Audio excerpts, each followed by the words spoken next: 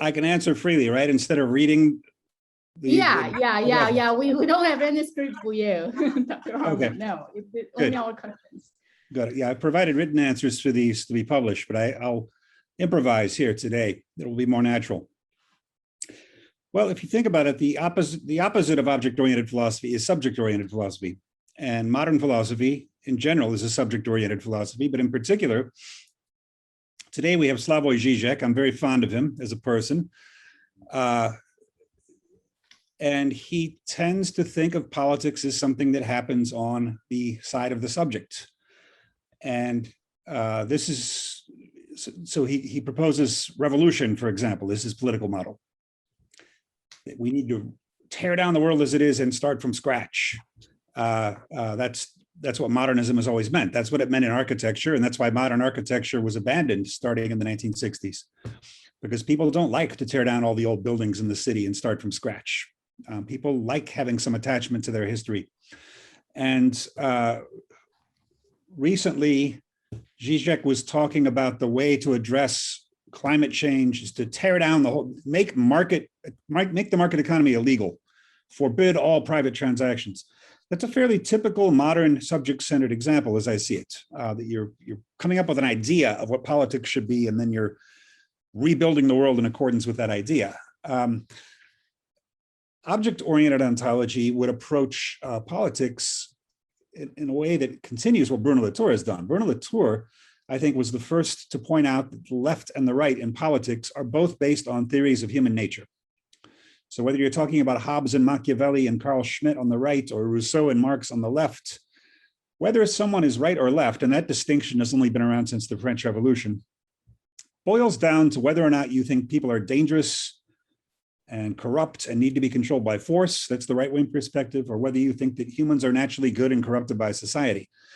Well, the problem with both of those views, and the reason I think both the right and the left are seeming inadequate in their current forms to us, is that objects play a huge role in politics, and climate change is simply the most obvious example of that, that we are dealing with things like carbon dioxide and rising sea levels, which are not humans, but they are actors that humans are going to have to take into account. And my favorite example is the rising sea levels, because if you read the climate report recently, like I did, we can do some things to try to keep the temperature increase down to a certain acceptable level, but the sea level rise is going to continue for centuries or millennia, no matter what we do.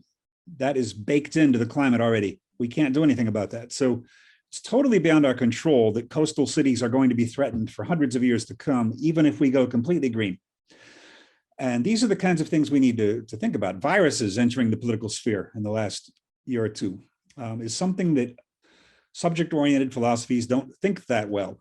Notice Alain Badiou's events. These are also events that always require some radical change in subjectivity. It's about the human loyalty, fidelity to an event. And so Badiou, I thought, has had a fairly weak reaction to the COVID event, because he deals better with things that involve changes in human attitudes.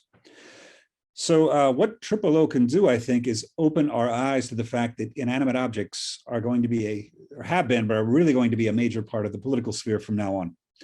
And I mentioned in passing that I just published an article on Catherine Malabou, which surprised me a bit. I know Malabou, very nice person. She is maybe most famous for her novel position in neuroscience about plasticity, that humans are neither completely free nor completely the product of our brains, because we can train ourselves to shape our brains through practice, through trying to learn new skills, and yet our brains have certain limits, especially if we've had trauma or an accident of some kind that causes brain damage. So Malabou, in her neurophilosophy, is well aware that humans are not completely in control.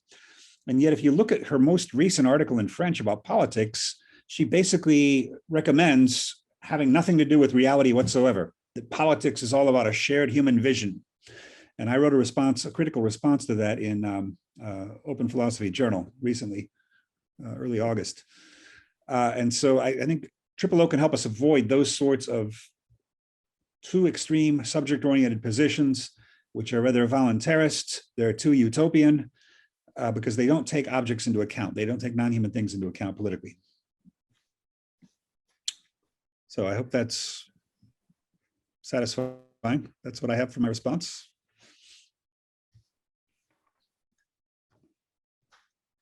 Dr. Tang, do you have any response? Dr. Tang? Yeah, you said that so we have time for that, for follow-up questions. It's really up to you. I mean, if we keep it short, it's fine. I think we can have this follow-up questions right after this, not in the middle of this. Oh, okay. Okay. Yeah, right. Okay. Yeah. Might be better to make sure we don't run out of time. Okay. Yeah. Right. Yeah. Dr. Harman, Tsai-yi, should I follow up? Mm-hmm. Sure. Okay. Let me propose that. I think we don't need to finish reading all of the questions. We can do 5 of them and 6 of them, and interact and discuss, have conversation with Dr. Harman, leave generous time to our audience. I think it's fine. We don't need to finish reading the questions. So we just propose? We just move along. I mean, if you want to respond to Dr. Harman's answer, then we could do it, right? Even audience want to chime in, they can do it. I think around 9:30, I will check with the audience and see if they want to talk to Dr. Harman. If not, we can continue our dialogue. Maybe around 9:15, we could start to do that, right? What time is it in Shanghai right now? It's 8:30. So the audience are getting up late and they are started rolling in now. You're 15 hours ahead of Los Angeles. Right. All right. So maybe we move on to the second question for now. Sure. Okay. Dr. Harman, thank you for your answer, which I think explains the changes that OOO has brought to the political sphere and how we imagine it to be. Now I have a question about OOO itself. One of the most important tenets of OOO is to preserve the irreducibility of object, that an object cannot be reduced to any scientific explication of what it does or what it's composed of. However, I think today we are unprecedentedly eager to have control of the objects through technological and political operations. For example, we want to be able to develop safe and effective vaccines against the quick variations of the virus. And we want to be able to mass produce them and deliver them and make them available to people. And we want to convince people to get vaccinated. Now, we're indeed most anxious to know what the virus can do, what the vaccines can do, and all to us humans, of course. So I was wondering what OOO has to say about this. And if at a privileged time we had disinterested aesthetic pleasure to explore the plenitude of the object as if it is not at all relevant to us, what does OOO have to say when our relationship with the object now is no longer purely aesthetic, but rather a matter of survival? So that's all for my question. Yes, the aesthetic side of OOO does lend itself to a certain passivity. Heidegger's letting things be, and don't try to overmaster things because they have secrets in their hearts and you should let the mystery of things emanate from them. But there's also a political question here, of course, because you're talking about the vaccines. And I was asked earlier this year to write an article, what have I changed my mind about in 2020, 2021? My answer was easy to give. My answer is that we need to start making new room for authority in our political thinking. And I get this, that liberal democracy was for a long time making itself a model of individual freedom and question authority. Authority should not tell people what to do. People have their rights. And of course, I believe all of that. But in the United States, at least, that has reached the point of ungovernability almost. Every person has their own medical theory about the virus and their own theory about whether masks are worth it. And so, for example, we went to a concert the other night, my wife and I, two of the members of the Beach Boys, in the theater here, and it was a wonderful concert, and we were wearing N95 masks, and half the people in the theater are not wearing masks. And we were supposed to have COVID vaccination cards checked at the door. Nobody checked our cards at the door. So I'm assuming everyone in there was vaccinated, but possibly not. So the United States has handled the pandemic very badly, and it has to do with people insisting on a very abstract idea of individual freedom, even when it's an individual freedom that affects the public. And I would make the same thing about guns in this country, that guns are too readily available. That's harder to attack because it's guaranteed in the Constitution, and the people can always point to the Constitution for their gun rights, but clearly people do not respect public health here.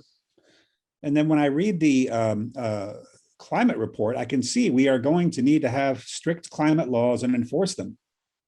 We're going to need to take away, in 10 years from now, take away gas burning cars from people when we switch to electric. And we're going to need to stop people from burning certain things and stop people from building houses in certain areas that are ecologically dangerous.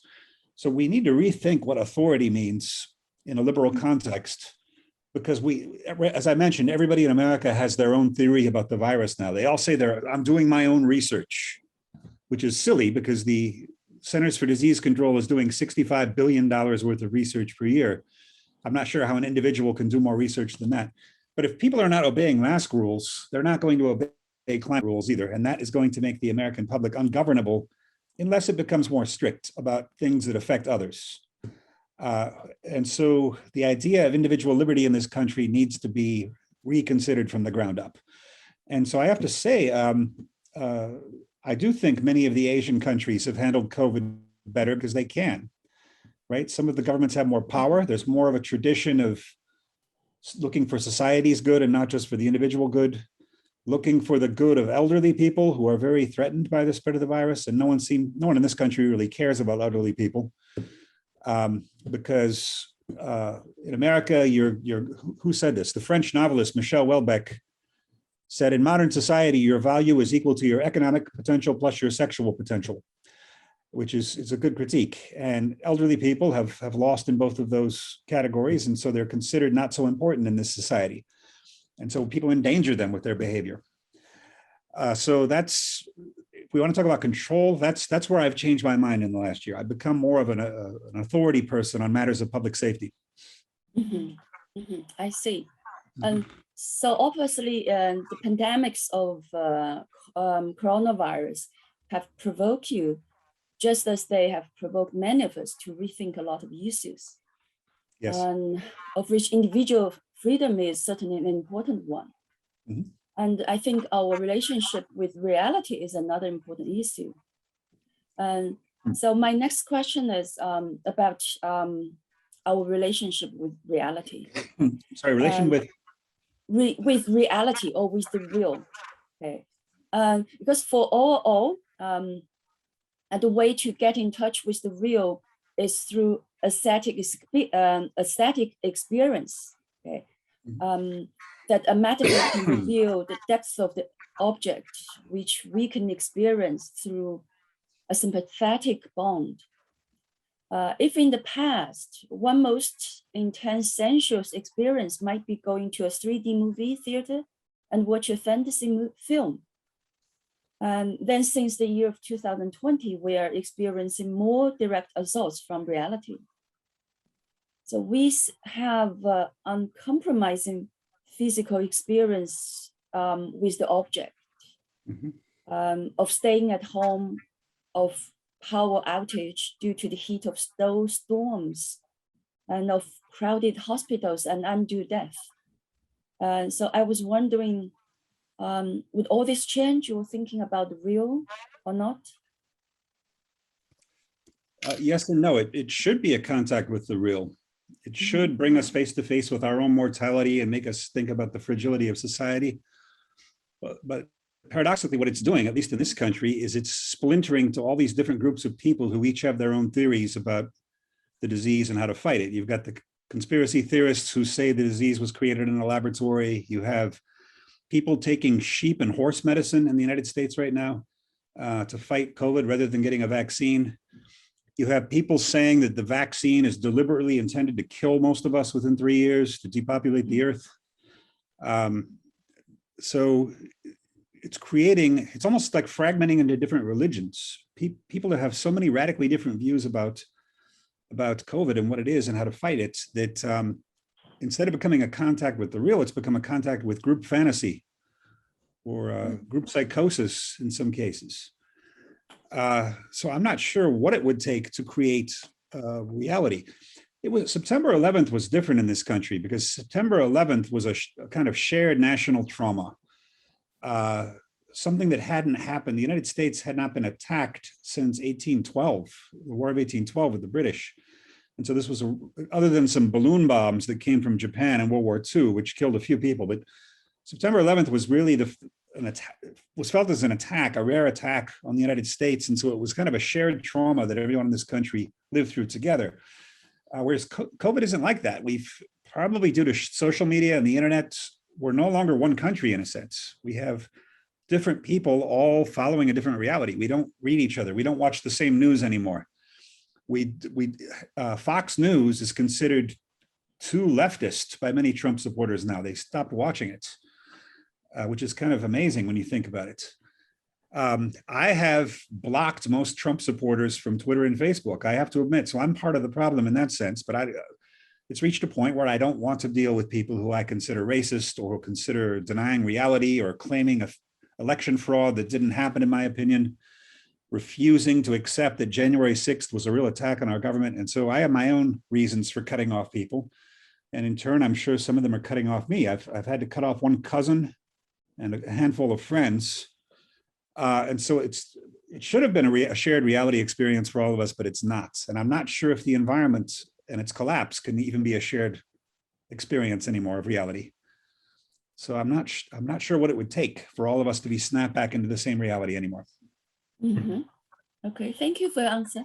Thank you. Sure. Right. I guess I should go ahead next, I believe, right? Sure. Can I chime in, because this is sure. really interesting. So it's just you talk about we need to reconceptualize what authority is, what authority can do. Right now, at least we cannot just go along, just invent in like any medical theory of what coronavirus is. And we know that you are an expert in Latour, and Latour has been talking about this, and he has two senses of authority, at least. One of them is about scientific authority, right? Like for him, we need to open up discussion about what this pandemic is. But the other thing is he think of Republic as a unitarian force where we have concerted force to deal with the pandemic. We probably can reform our production structure overnight and achieve carbon neutrality, which China is currently trying to do in 30 years. So how would you? Because I've been studying Latour these days, and I wonder how would you draw from Latour and answer to this question that you raised for yourself, what authority is in terms of our scientific investigation or what our political authority can do to gear us to deal with the pandemic. Yeah, of course, Latour talks about how there isn't one general public when he talks about Dewey and Lippmann, and he says that each issue has its own public, right? Each issue brings together the people who are concerned with it. We don't need to have the whole public involved on every issue. He doesn't talk so much about doing that for authority, but I think he should, right? We're so used to, at least in this country, we're so used to teaching students to speak the truth to power. It's a model of opposition, that we have to question everything and challenge everything. And in some respects, that's clearly gone too far. It's gotten to the point where expertise of any kind is not respected. You know, some person who does a Google search thinks they know more about COVID than someone at the CDC. So how do we push back against that? We had a discussion. I taught Bruno Latour's climate politics during summer semester this year. We just finished a few weeks ago. And one of the things we were looking at in that class is forms of authority that are not government authority, but are still effective. And we were thinking about things like the International Olympic Committee, right? The International Olympic Committee was able to ban Russia, and Russian athletes still came, but they couldn't come representing Russia because of doping accusations. And people care about what the International Olympic Committee says because countries want to go to the Olympics and win medals and gain the prestige. So that's an example of a kind of non-governmental authority that people will follow. Someone else brought up the example of video game authorities, and I don't know as much about this. There are certain rules-setting bodies for video game tournaments that can ban people, and it has a big effect, and people listen to these groups. Because the problem with, we could say we need something like a world government that could easily become a tyranny, and it's not going to happen anyway because the current countries aren't going to give up their authority to a world government. And so it's hard to imagine some overarching climate government that every country obeys because there are going to be things that each country does not want to obey. And so we need to find some other type of authority. We also need to be more comfortable forming authority and exerting it without expecting universal agreement, because things like COVID and the masks, I've been in favor for a long time now of simply being very strict. And maybe you can't arrest people in the United States because that's not really how we do things here, but you could ban people from all public places, right? And you could have an enforcement mechanism for that. When I was going to basketball playoff games early in the summer, the Los Angeles Clippers, they were very strict about not letting anyone in without cards. And I know there are fake cards. We need better cards that can't be falsified. Now that's weakened. It's weakened in the last few months. Sports teams are being surprisingly strict about kicking players off the teams for not being vaccinated. Now, this has been happening in American football for the past few days because players who are not vaccinated have to sit out longer if they make contact with someone who's infected. And it's very inconvenient for the teams if some of their best players are unavailable for 10 days. And so many of the teams are getting rid of these players. They can't come out and say that's why they're doing it, because then the players could sue them about rights. But they're quietly getting rid of many of these players who aren't following the advice of getting vaccinations. So we can find maybe many more clever and subtle ways of exerting this authority. But ultimately, we need to be willing to crack down. This is why Latour calls on Carl Schmitt, of all people, in his climate politics, right? Because Carl Schmitt, who's an anti-liberal, Latour's a liberal, but Carl Schmitt says there comes a time of life and death, a state of exception, where you can't argue with the enemy anymore. And Schmitt was talking about national enemies, of course. That's what makes him so sinister. He was a Nazi on top of that. But Latour is talking about things like climate change skeptics. He doesn't think they're arguing in good faith anymore, and we should simply defeat them. We can't keep arguing with the think tank at Exxon, who have known since the early 80s that this is happening and have been denying it. We simply have to, for the sake of the planet, for the sake of everyone's survival, we simply have to do what has to be done. And I would say something similar about masks. My wife is currently teaching on campus today, which I think is a terrible idea, but she has to at her university. She teaches for a state university of California, and they are having classes on campus. I teach at a private university, and so I'm teaching online all semester because we set different rules. We need to be able to set more strict rules to protect ourselves from viruses, to protect ourselves from climate degradation. And Tsai-yi, did that answer your question? I can no longer remember the original question. Yes, you do. I mean, I haven't been studying it yet, so this, and I totally agree with you. I mean, China has stricter rule. I read in Latour that it's not bad to have political enforcement because that's what carried us to face the pandemic, and I think that's exactly what we need to change about thinking after the pandemic is our relationship with authority, and that means a whole new conception of what democracy is, what liberalism is, our the old values that we used to hold dear in the United States, but we might have to have a new set of political values for the future because of this pandemic. Well, thank you. So next, I think it's Michael's. Yeah.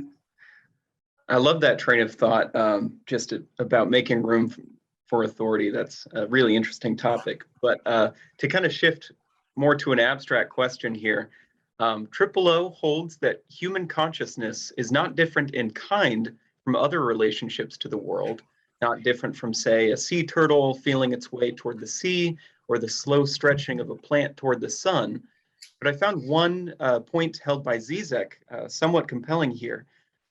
Human consciousness, he claims, is alone in its universal scope of cognition. So why is it important for O to hold that this is not an ontological distinction in kind from other objects and their relations to the world, especially since in the age of the pandemic and global warming, we must have this universal scope to make decisions and take actions? My problem with the way this has been dealt with in Western philosophy is that it's been very commonsensical. So Aristotle tells us there are three faculties of the soul: the nutritive, the perceptive, and the intellective, which means there are plants, animals, and then humans. Those are the three great kinds. Meyasu, more recently, you have what? You have dead matter, and then you have life, and then you have thought. So it jumps from matter to plants and animals, and then humans. Thomas Aquinas complicates it slightly by putting in two kinds of animals, the kinds that can move and the kinds that can't, like shellfish. So that's already a little more complicated. And then Descartes, of course, does the most simplistic one where it's human thought or machine. Those are the only two options. So animals can scream in pain and it doesn't matter. Well, first of all, we're learning more empirical things about even the cognition of plants, let alone animals. That there are ways that plants can communicate with each other. That if you play a recording of a grasshopper chewing to plants, they start excreting poison as a way of warding off the grasshopper. We're learning things like this. Peas in a field can warn each other that a drought is starting. The ones on the edge feel it first. So there's a growing body of empirical evidence asking us to take animals seriously. Also, when you say animal, that includes everything from bacteria up to dolphins. And it seems that there's a pretty big jump in there somewhere. I think we're going to need to make articulations within the animal kingdom as well. And humans, as great as we are in some ways, if you take evolution seriously as I do, we're pretty clearly primates. You can find chimpanzees and other great apes doing a lot of the things that we do. And it's kind of freaky to watch video of monkeys. They remind us so much of ourselves. And in the case of chimpanzees, that's not that flattering because they can be very mean. They're one of the meanest animal species, just like us. They're capable of intense cruelty at times, just like humans. So I think we need to do something about finding gradations within the animal kingdom. Heidegger is another one. The stone, the animal, and the human. So there's not even any kind of plants there. What I think has happened is there hasn't really been a philosophical posing of the question of where to punctuate those steps. I think we would all agree there's not just a continuum from stones up to Einstein. There are going to be some jumps in there somewhere, jumps between species, but where are the important ones? A philosopher that tackles this at a more sophisticated level than most is Helmut Plessner, and he's one of those somewhat minor German philosophers from Heidegger's period, along with Nikolai Hartmann, who are sort of starting to come back into fashion. They were so overshadowed by Heidegger at the time, but in some ways they're better. And so we're starting to rediscover. Plessner's big book is out in English finally. Levels of the Organic and the Human, something like that. It's not an easy read, but he really tries to work through this question of what makes an animal and a plant different from the inorganic. And I'm not sure he's got the answer right, but he really poses the question at a totally different level of sophistication from other philosophers we've seen. And when Zizek says universal, I think that's a daydream. I think the fact that humans can think of a lot of stuff compared with animals, that doesn't mean we can think of everything. We're constantly discovering new things to be interested in, which means that we're not universal. Universal is at best an aspiration.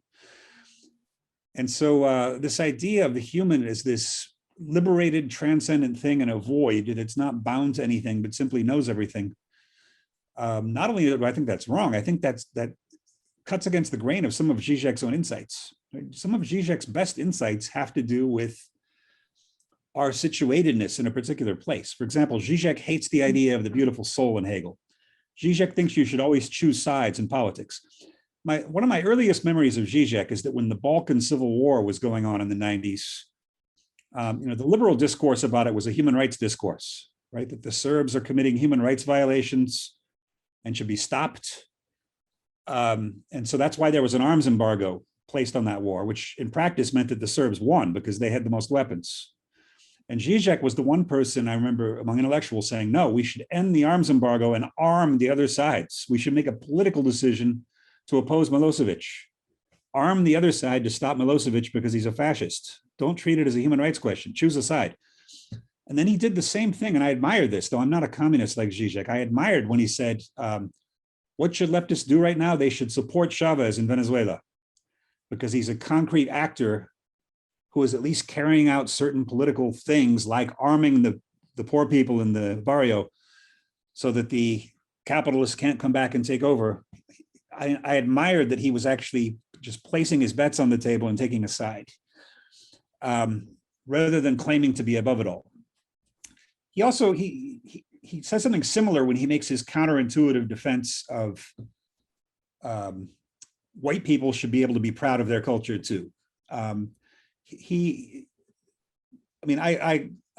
very appalled and worried about white nationalism in America, of course. But Zizek makes an interesting point, which is, Zizek says there's like a continuum of which people are allowed to be proud of their cultural traditions, and it has to do with skin color, right? So if Black people are going to celebrate their civilization, that's great. Arabs, that's fine.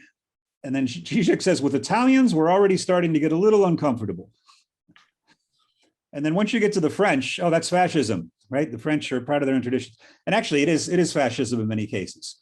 But Zizek has this interesting point that white people, by trying to be neutral and being the universal recognizer of all races, is a kind of arrogant position. It's like saying that white is not a race, right? So all the other particular groups can have their own identities and be proud of them. And the job of white people is simply to appreciate all these other identities while not liking anything about white identity. And I see his point there, and he's always trying to be provocative. And he can be rather Eurocentric. That's not his best aspect.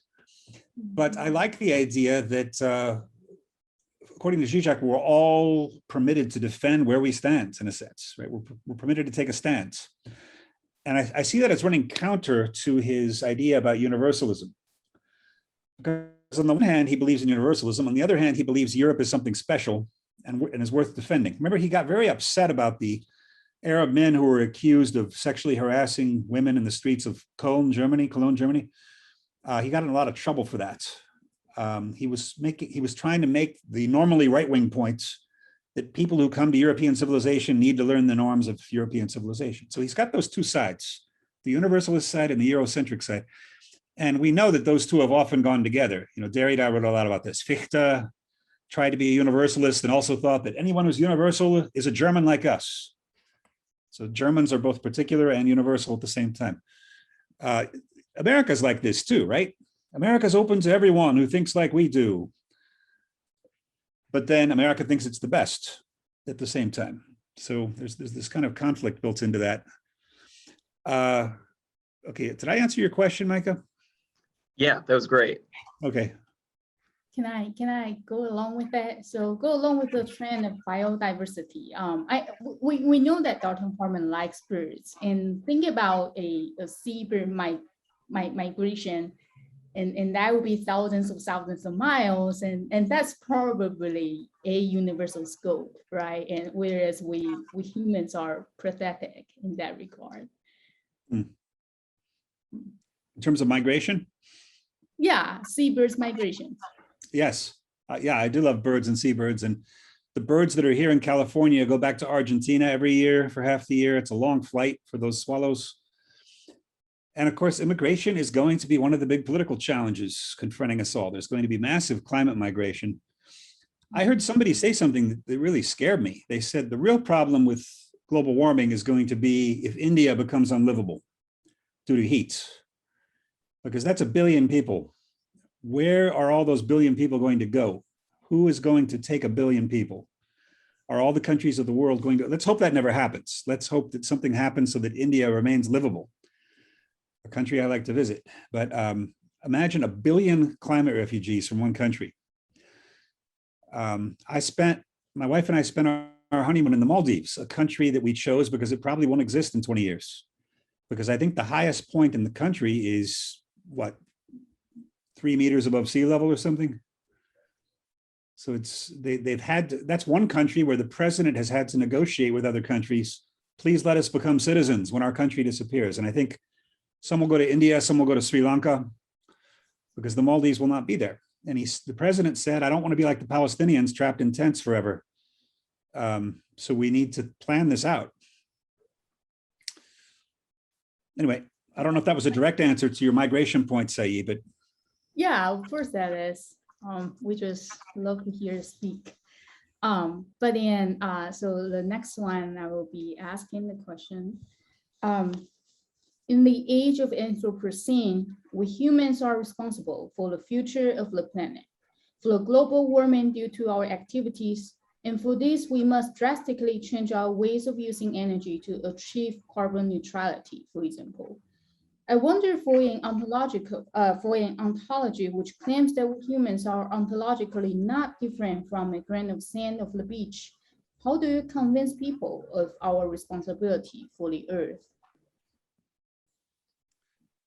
All right, my answer to that is that O doesn't really say all things are equal. O says all things are ontologically equal in the first step. And that is simply designed to oppose the modern ontology where there are two kinds of things. First is humans and second is everything else. So one small animal species on a very minor planet becomes half of philosophy during modern philosophy. So, sorry, that's the part that I think has to end. That doesn't mean that humans aren't different politically. I've made the case that inanimate objects need to be included in the political sphere, but they don't necessarily have the same rights as humans. Carbon dioxide, I wouldn't say has a right to exist in the atmosphere in huge amounts. We are of course free to try to capture the carbon and try to reduce it. So humans do have the ability that many other entities do not of trying to counteract their own pollution of the environment. And so we as humans, even if only for our own sake, not for the sake of other things too, which I'm also in favor of the sake of other things, but even just for our own sake, we need to undo much of the damage we've done regarding carbon pollution of the atmosphere and methane pollution of the atmosphere and acidification of the seas that results from that. And some of that we can do by scaling down our consumption of carbon, when people know what some of those ways are. Some of it is going to be waiting for miracles like volcanic eruptions, which spew out sulfur dioxide gas and can lower the temperature of the planet for a few years at a time, even though they create some acid rain and other problems. In fact, some people have proposed creating our own sulfur dioxide gas and just pumping it into the air to save Bangladesh and the Netherlands and the Maldives. But then that means that countries like Australia will have much higher skin cancer rates because it will create a larger hole in the ozone. So there's a problem there too. Different countries have different interests when it comes to geoengineering. But I don't think the way to fight climate change is to say that humans are half a philosophy. I think it's to say that humans are part of a larger ecological web, as people like James Lovelock have been saying since the 60s. And he's still alive, 100 years old? Amazing, this guy is still around. Lynn Margulis was another part of that movement, unfortunately no longer with us. So I am on board with the principles of ecology and earth science, that we need to learn a lot more about our place in society. And some of these discoveries are probably going to surprise us. Some of the things that do and don't matter. I'd recommend everybody read the summary of that climate report if you haven't yet, the one that came out last month. Yeah, it's on your Facebook. Yeah, it's very enlightening, both because some things are better than I thought they were. Some things are worse. For example, the sea level rise is going to be worse in terms of more long lasting than I thought. Greenland and the North Pole are going to melt. There's no way we can stop that. It looks like the Antarctic is probably not going to melt, which was a tremendous relief, because if the Antarctic melts, we're going to have I think a 5-meter sea rise around the world, which means so many of the coastal cities will be flooded. And then the other thing is that current in the North Atlantic, which if it reverses, Europe will become a desert. That apparently is very unlikely as well. So there's some small pieces of small grounds for hope in that report, which is good, because I think one of the biggest problems with the climate situation is people react in a kind of nihilistic hopelessness by saying, oh, we're screwed, extinction. No, there's not going to be extinction.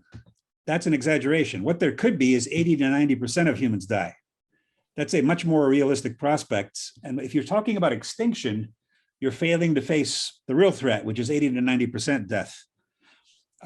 Because when you say extinction, then you can say there's no point doing anything anyway because we're all going to die. No, we're not all going to die. What's going to happen is probably some people from rich nations, Scandinavian countries, and then New Zealand and Ireland, they're going to survive, while lots of people from the global south are going to be pounding trying to get in, are not going to be allowed, and are going to die of hunger or harsh weather. And that's the thing we need to worry about. Are we just going to let countries sit on their prime post-climate destruction real estate? In other words, do the Irish and the New Zealanders have a right to just stay there alone and shoot anybody who tries to get in? Or do we need some more fair, do we need a lottery, or do we need something to determine who gets to move further north as bad things start happening? These are the real problems. Are we going to sit by and watch people die? One of the things that disturbed me most about the Afghanistan evacuation, even though the war's gone on too long, what was disturbing about seeing all the Afghanis trying to get on airplanes and some of them falling off the airplanes, trying to hold on, is that I was seeing that as a preview of climate migrant scenes in the future. People rushing to get away from a heat wave somewhere and not being allowed in somewhere and just being left to their fates. That's what was so disturbing about watching it, is imagining this as a widespread scene in the future. People trying to move and not being allowed to move into more habitable climates. So does the current concept of national citizenship and national sovereignty even make sense anymore? We have to think about that. You know, that's a very specific thing from a few hundred years ago. So there are lots of things that are specifically human that play into this, because you know, the Earth's going to be fine. The disaster is going to be a disaster for humans and many animals and many plants. Earth itself doesn't need us. Earth itself, you know, like when a sick person gets a fever to kill off the germs, the Earth can get a fever to kill most of us off so that we don't destroy it as much. And then over thousands of years, the Earth will adjust, and you know, giant cockroaches will evolve or something. Other animals will take over the planet. So I don't have any problem with saying humans aren't ontologically special, but we have a special role to play in the climate destruction and in countering it. So just to sum up, it's to think clearly about the different modes of existence, right? If you agree with this term, but then ontologically, we are not different. We are part of the entire ecological system, though right. Politically, we are in fact more capable, and that is why we carry more responsibility to do whatever we can to at least save us from the future disasters that's coming along and almost inevitable. And I think we can jump to Micah's question about hope, because there seems to be a tension between the situation is dire, but we must keep on hoping, do whatever we can, right? So Micah, you could ask your question. Sure. Yeah, it's pretty related, right? So what keeps your hope alive despite these political nightmares? May not be annihilation, right? But real nightmares and ecological crises. Do you feel we, especially philosophers, have a duty to hope?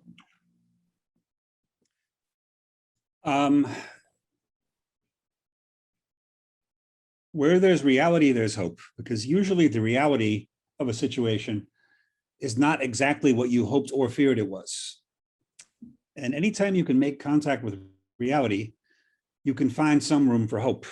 That's my general policy. And as I said in my written answer, I'm just rereading the Peters biography of Derrida, and I didn't remember that he had a terrible fear of flying for several years, and he wouldn't get in an airplane for about 4 years.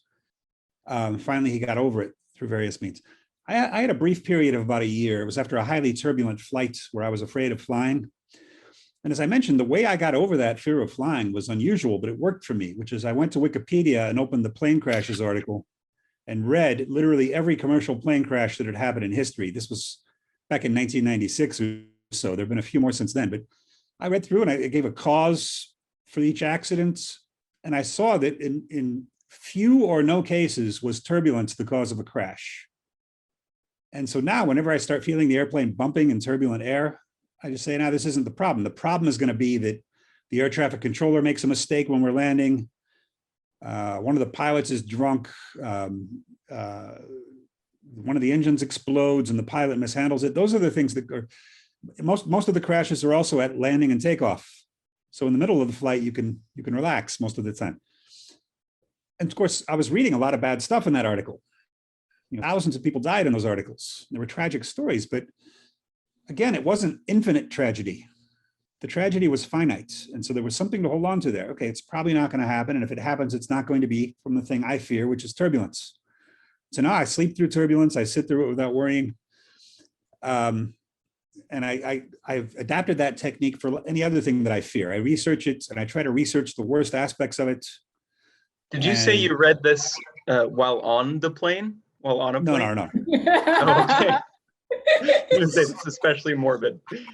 No, I read it while sitting on my bed. Wikipedia had just started, but there was already a very complete list of all commercial aircraft accidents.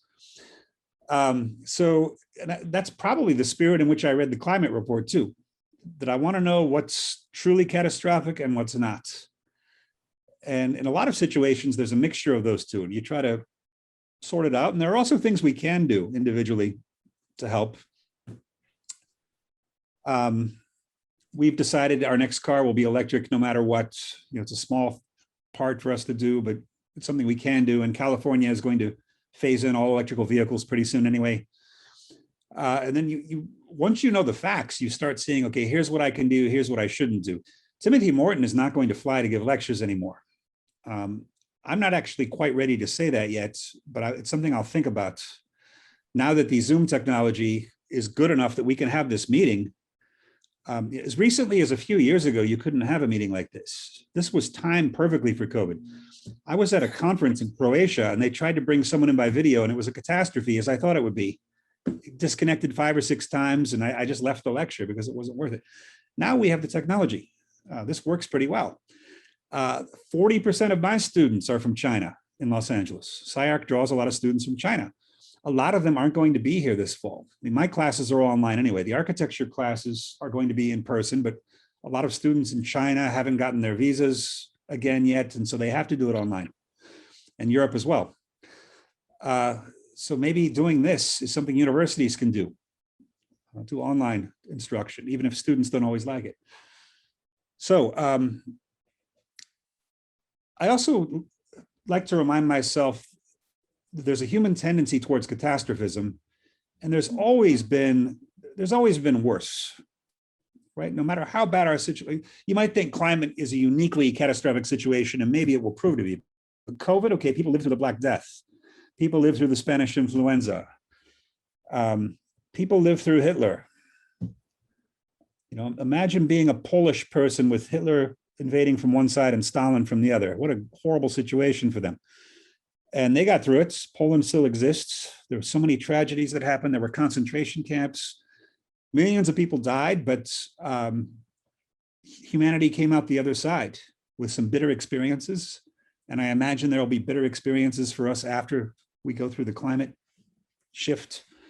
And yes, millions, maybe billions of people are probably going to die, but humanity is not going to disappear. And we have to take that into account. Yeah. Very good. Thank you. Sure. Yeah, so we are going from what it is to our willful choice of there's room to hope. And this is something so interesting about your philosophy. Micah has been writing a lot about it, and he quote my Chen virtue ontology to think about that, because we are moving from can't think, okay, this is reality, to what you think this is how we think of reality. Micah, you coined a term to do justice to reality. So if you would stay for our presentation, you will hear a lot of discussion on this regard, but we are most interested in this element in your philosophy. This is, we build our philosophy. This is a philosophy we would like to have. This is the philosophy that you know, that doesn't just talk about what it is, but talk about there's room for hope. Right? So we are moving to the next part, and this part is about Dr. Harman and contemporary scholarship. We know that Dr. Harman, being one of the most influential philosophers of the age, has also changed academia into a much more lively democratic space by engaging enthusiastically with contemporary philosophers and emerging scholars like us. And we hope you will spend some time talking about the phenomena. Dr. Han will be asking the first question. Okay, yeah, Dr. Harman and Tsai-yi. Yeah, I am Han, teaching from Nanjing Forest University. Nice to meet you. I saw quite a few of your photos, and one of which with a lollipop on your hand, yeah. And I shared with Tsai-yi last night, and she said this picture resembles your OOO because the lollipop, yeah, looks quite like OOO, yeah. Okay, so my question is since you are widely considered as a founder of OOO and also regarded as a leading proponent of the school that is called speculative realism. So my question are more about connected to the developments of your OOO and also the relationship between your philosophy and contemporary scholarship like the material term. So the first question, to most scholars, your monograph, Two Being, published in 2002, is the starting point of your OOO. Now it has been almost 20 years. So looking back, do you have any comments on your early academic direction? Because we have a lot of young scholars. Okay, then they can follow your example. And what is the beauty of Heidegger, that cultural attention? And how did you create a philosophical school out of rereading another philosopher? And have your ideas taken any twists and turns in the past or now due to the pandemic? Thank you. Yeah, thank you. Tool Being is an unusual case because it has made almost no impact on mainstream scholarship at all. Heidegger scholars ignore it. And yet it is the second most cited book on Heidegger in the world after Dreyfus, Hubert Dreyfus being in the world, who is loved by analytic philosophers. And so it's found an audience somehow, even though Heidegger scholars don't appreciate it.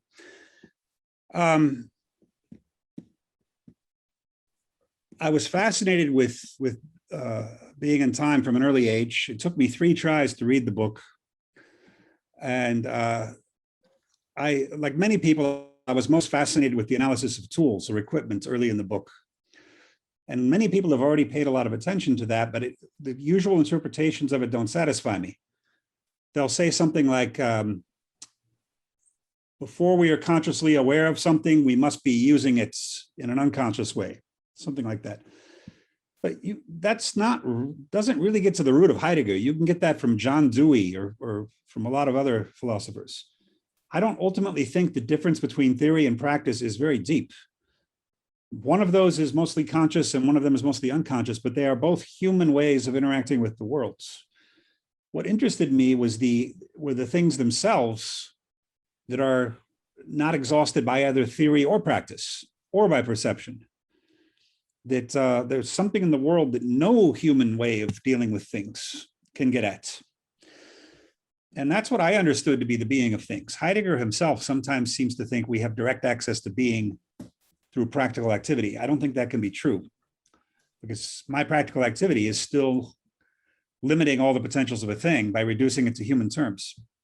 So that was the first step. The second step was seeing that objects do this to each other as well, which is the really controversial part of OOO. that you can look at the interaction between two objects the same way you would at the interaction between a human and an object. What usually happens, of course, is that people, since Kant, think philosophy talks about the human world interaction, and then object-object interactions, science can do that. And look how great science is. It's having so much success. My answer to that is that there's also a metaphysical approach to object-object interactions. Philosophers have a specific way they can talk about object-object interactions that is not the same as that of physics. For example, the fact that there's a difference between an object and its qualities, the fact that the object is hidden behind any of its relations, it's a surplus deeper than any of its relations. And so I had, and also for the same reason or related reason, I made the argument that Heidegger doesn't really have a concept of time, even though his book is called Being in Time. Heidegger's analysis, he calls it time, he calls it a threefold unity of past, present, and future, but if you look at it closely, it doesn't really have anything to do with time. It could all work in a single instance, even if there was no time at all. And these things are all controversial, and so I wasn't getting support from Heideggerians, including my own doctoral advisor, who I never had a good relation with. He's a very conservative Heidegger scholar, and he's good at what he does, but it's very different from what I wanted to do. And so in order to keep yourself sane, you have to look for a community where you're accepted. You have to look for friends who are willing to talk to you about it. You can't just hang, I couldn't hang around trying to submit papers to the Heidegger Circle and having them rejected every year, as was happening to me over and over again. So I had a job in Egypt. I went off to Egypt and started forming my own circle of friends and colleagues. And one of the biggest was when Ray Brassier contacted me out of nowhere in 2004 and said he had accidentally found Tool Being in New York. And he didn't like Heidegger, but he found the book fascinating. And then that led to speculative realism. Speculative realism led to greater publicity for all of us. That was the idea. All four of us were not very well known at the time. And we thought if all four of us come together, it will gain greater notice for a kind of collective move towards realism. And that worked out very well for us. It got us a lot of attention. The transcript was published in a journal, and we were all in our 30s then, so we were not very far along in our careers. And then one thing led to another. People would come to me and say they want me to give a lecture here or there. They want me to think about architecture or literature. And the key for me has been always saying yes when people want me to do more work, when people want me to get in a dialogue with them. If you always say yes, you're always going to learn something. So you have to be willing to go out of your comfort zone, as we say.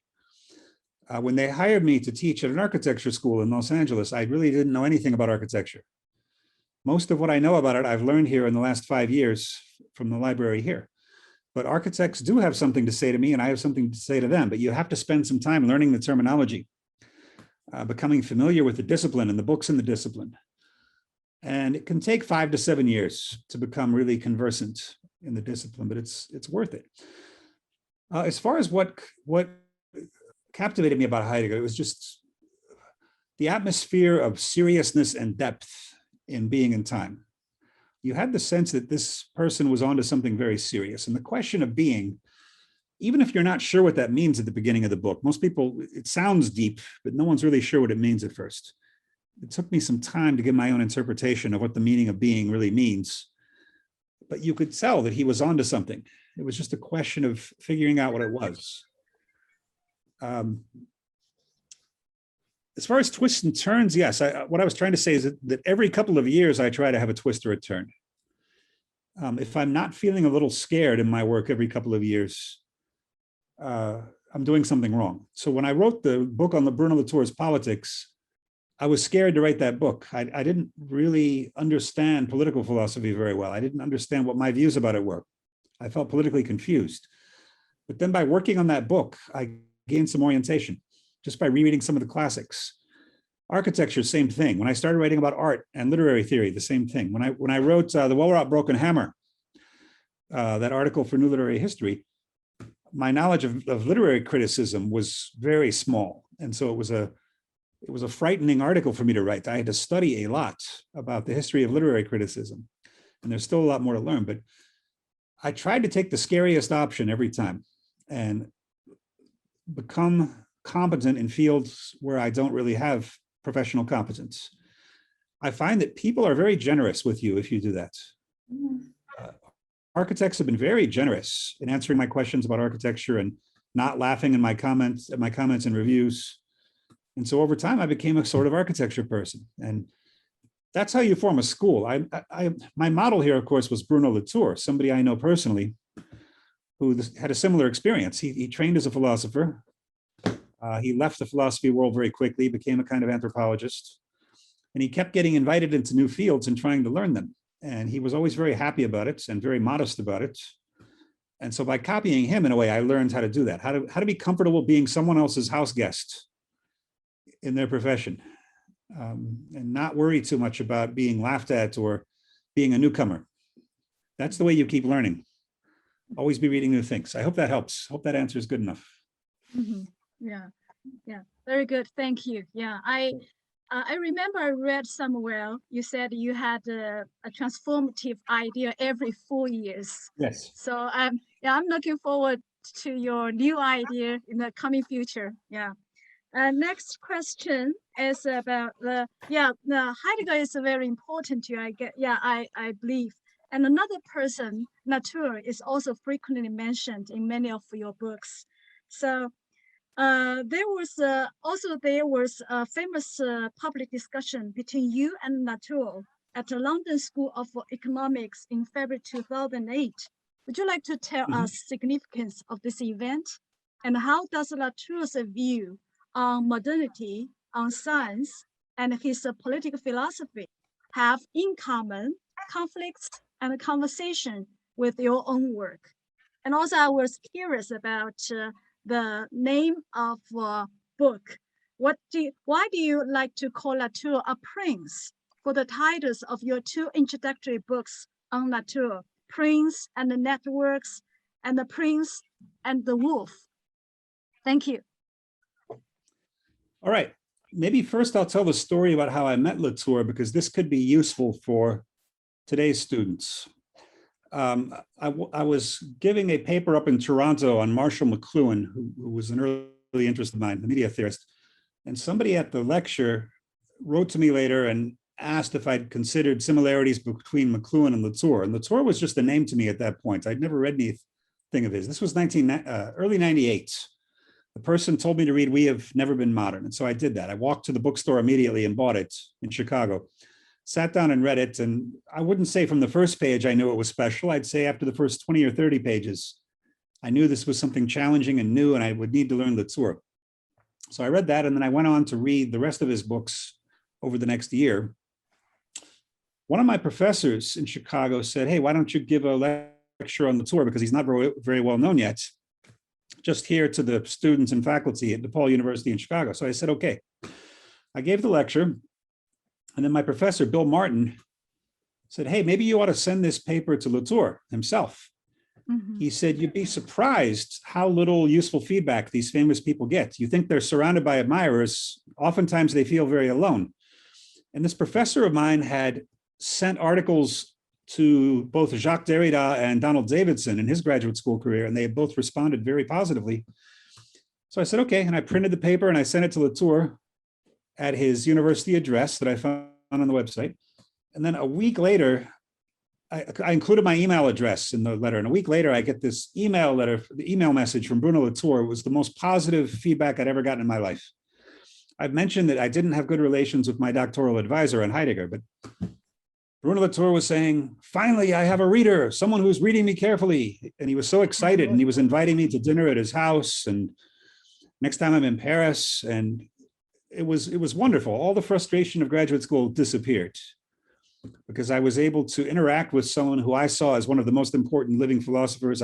He would send me drafts of his papers that he was working on. I was so excited to know this person, and he treated me as almost an equal. And because of that, I've tried to do the same.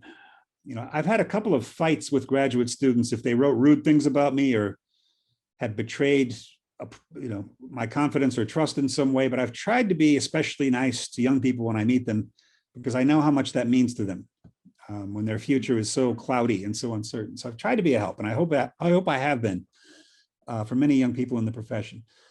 So that was a great experience, getting to meet a world-class thinker and being taken seriously by him when I was 30 or 31 years old. It was a great experience.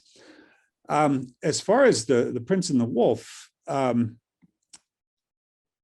Latour had his first bout with cancer back in about 2001. I was in Paris to work with him the whole summer, but we couldn't because he was ill. He had colon cancer. And that's when I decided I wanted to start writing about him. I wanted him to see something large about him, a book about him. I don't think there had been a book about him yet. And I didn't know if he was going to survive or not. And he was a friend, and I wanted him to see, while he was still alive, a nice big piece of work written about him. And so I wrote this draft of The Prince of Networks and sent it to him. He really enjoyed it. I started circulating it to other people. And then a student I met at random in London, Peter Erde, who comes from Hungary. Actually, he comes from Slovakia, but he's of Hungarian ethnicity. He ended up arranging this conference where Latour and I would discuss the manuscript a year before it was published. And this student was a student at the London School of Economics, and he was able to get his professors to arrange that. And so it was a very nice event. And then the transcript, finally, the London School of Economics said we could have the rights to it. We could try to print it as a book. Mark Fisher was still alive then. He was my contact at Zero Books, and he helped us publish it. That was one of about 5 or 6 books I published at Zero. So yeah, that was very nice. And then you had another question about Latour. I have to. Yes, Oh, yes, Prince. I have another. Yeah, I have another question. Yeah, both you and Latour have the concern about the readership, right? And feedback. Let me give you a little bit of feedback. And Okay. Dr. Wang Tang, and he translated your paper, where the well-wrought broken hammer, and we can find this paper on the WeChat moments. So you can tell Latour proudly that you have a better readership in China now. Okay. Yeah. So I have another question, probably the last question. I mean, my last question.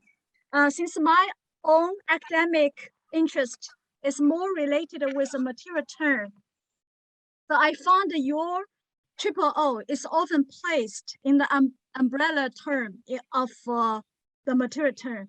But it seems to me that you distinguish your OOO sharply from new materialism. For you, new materialism often reduces objects to either internal relations, such as they are made of, or external relations, such as they are what they do. But neither can account for the inexhaustibility of the object as a conceptual unit. To challenge new materialism as put forward by Jane Bennett, you have even once labeled your philosophical view as an immaterialism, because an object does not need to be inanimate, durable, non-human, or made of physical matter in order to be qualified as an object. I was wondering that what is the peculiar strength of this ontology, especially at our post-pandemic age? What do we gain when we say the pandemic is an object, vaccination is an object, or global warming is an object? Thank you.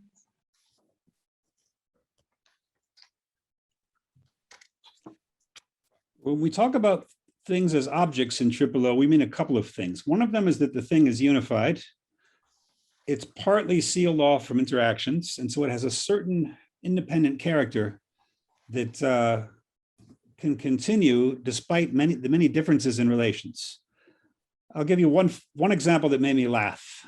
When I was in Egypt, the funniest archaeological discovery I read was that they had discovered that in pharaonic times in ancient Egypt, the streets of Cairo were also covered with garbage, which if you go visit there today, you'll also see there's still a lot of garbage on the streets of Cairo.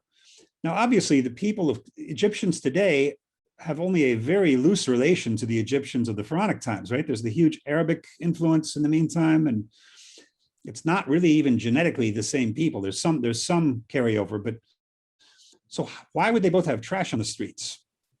And then I realized, well, Cairo is an impossible city to keep clean because it's in the desert.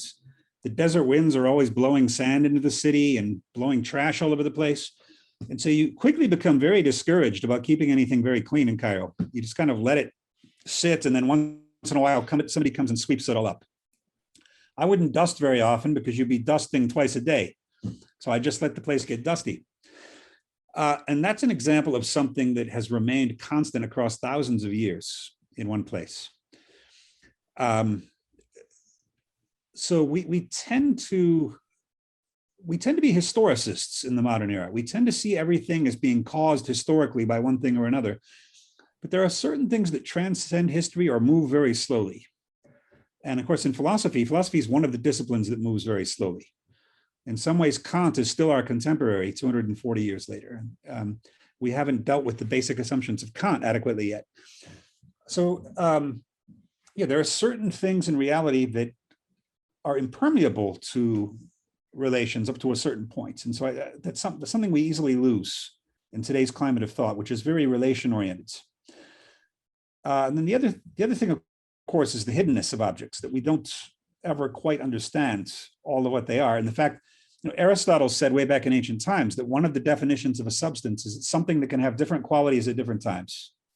So Socrates is happy and Socrates is sad. It's still Socrates. And sometimes if you look historically, you can see this. So if you ask people today what they think about the Scandinavians, they're probably going to say, oh, the Scandinavians are wonderful people. They're the most tolerant government in Europe. They have great equality for women. They're welcoming to immigrants. Okay, that's true. But then if you go back 1,000 years, the Scandinavians are the Vikings. They're the meanest people in Europe. They're destroying everything they can destroy. And so what that tells me is that neither of the statements are true about the Scandinavians, that they're the nicest people ever and that they're the meanest people ever. There's something about the Scandinavians that is probably endured and that is able to be nice sometimes and cruel and vicious at other times. And so it's something deeper than what we think of when we think Scandinavians. And I think this is the real problem with essence. I don't have any problem at all with essence. I think things have an essence that stays the same for a long time. I think the problem is when people think they know the essence too quickly. So when you read Edward Said's Orientalism, I've written a critical article about it. Said is right that Western scholars have generalized and made stereotypes about Asian and Middle Eastern people. There's no question about it. That's definitely true. But then Said's solution strikes me as very weak. Said says somewhere in the book Orientalism, anyway, there's no such thing as an Egyptian. There's only individual Egyptians. You can't generalize. Yes and no. There is something called an Egyptian, right? And people growing up, everyone in Egypt is different, but there are certain things you cannot do in Egypt that you would do in America and vice versa. Because if you grow up in Egypt, there's this idea of what an Egyptian is or what Chinese is that it's going to shape you as you're growing up, or what an American is. And I don't think there's anything politically dangerous about recognizing that when you grow up in a certain culture, you're going to have certain assumptions that aren't shared in the rest of the world. But the claim to know it is what's dangerous. So if we had a right-wing political candidate, Pat Buchanan, in the United States, and he said, women are not psychologically equipped for the business world. Women are just essentially not good at business because they're not tough enough or something. Well, that's the dangerous kind of essentialism, because do we really know what a woman is? No, we've only had a small slice of history to show us what a woman is. Maybe when certain restrictions are lifted, we're going to be very surprised by things that women do in the thousands of years to come. But I don't think it would be dangerous to say there tend to be certain differences between men and women that you can count on as being fairly reliably true. We might not know exactly what those are, and so we should be careful. We should be careful about, or let's go back to the Orientals. If somebody says the Iraq war failed because Arabs are incapable of democracy or something, that's a stupid statement. It's a racist, offensive statement, because we don't know. The people we call Arabs have been in history for a few thousand years. That's actually not a very long time. We don't know what the Arab future looks like. Maybe it will be the most democratic civilization ever. Who knows? We have to be patient and see what history shows us about things. I think I missed part of your question. Oh, new materialism. I feel intellectually comfortable with many of the new materialists. Jane Bennett is one, Manuel Delanda is another. Karen Barad, although I disagree with most of her theories, is someone I respect a lot. Her book, Meeting the Universe Halfway, is one of the more important books of the last 20 years, I think. She's a kind of new materialist.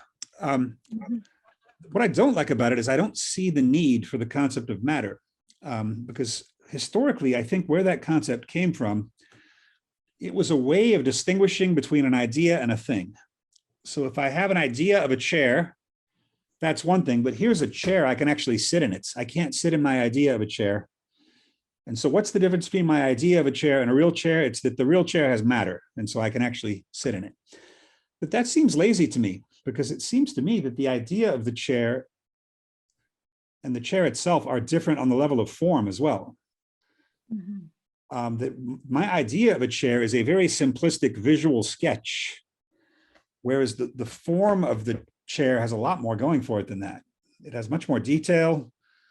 It's gaining properties from its parts, like metal and plastic and cloth, whereas my idea of a chair is only gaining properties from visual pixels or things that are in my brain, in my visual field. And so I think what's really going on is that the difference between a thing and knowledge of that thing is actually the translation of a form. And so the concept of matter becomes not very useful to explain that. For example, Meyasu, my colleague, thinks that you can find the essence of a thing by mathematizing it, by putting it in a mathematical equation. And he says, the difference between the chair in my mind and the chair in the world is that the chair in the world is in dead matter. But this is a very primitive philosophy. This goes back to Thomas Aquinas and some followers of Aristotle. It's very outdated. Whereas I think, like Latour, that everything is the translation of a form, that there are different forms everywhere. And this is why I think Kant's idea about how there's no difference between 100 real coins and 100 imaginary coins, it's only a difference of position. I think he's wrong about that. I think that the 100 real coins and the 100 imaginary coins have different forms. So I'm going to write an article at some point critiquing Kant's assumption there, and it makes a lot of his philosophy fall aside if you follow that critique. So I'm just suspicious about matter. I don't think it's a very useful concept. And no one's ever seen it, right? No one's ever seen matter that doesn't have some shape or form. It's a hypothetical thing. Even atoms have form, right? The form of a gold atom is different from the form of a carbon atom. It's not a material difference. We learned from Dr. Harman's nice lecture that object has depth. You can't explore that. You can't literalize that. You can't, if there's an essence, you can put it in literal statement and say, this is the definition of the object, right? And we have a question from a graduate student at Shanghai Normal University. His name is George Gao. He put his question in the chat box, and I think we can jump to his question. George, you can pop up and ask the question yourself. This is a very challenging question. Let me give you a heads up. Yeah, Dr. Tsai-yi, I think we should let the first question to Li Siqi. No. We let the we need to follow the train of thought, so we cannot just. Okay. Right. Okay. Hello, Dr. Harman. I'm Gao Xingming George. I'm a PhD student from Shanghai Normal University. I want to ask you a question. Yeah, I was reading Heidegger's essay, The Origin of the Work of Art, in his book, like Off the Beaten Track. So Heidegger proposed that truth is the essence of reality. But I know in Triple O, you would rather say the true danger to thought is not relativism, but idealism. And hence the best remedy for what ails us is not the truth knowledge pair, but reality. And in the previous interview, you also talk about the politicized pandemic, the fake news of Donald Trump, and some of the scholars nowadays may say that we are now in a post-truth era. And in Triple O, you would also talk about the approach to reality is through aesthetics. So I wonder, in the post-truth area, what is the relationship between aesthetics and reality? Yeah, thanks, Dr. Harman. Sure, I'll answer the first part of that question first.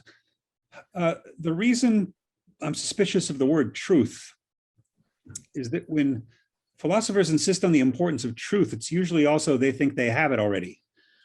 And I know full well that we don't. This is why I prefer the term reality. because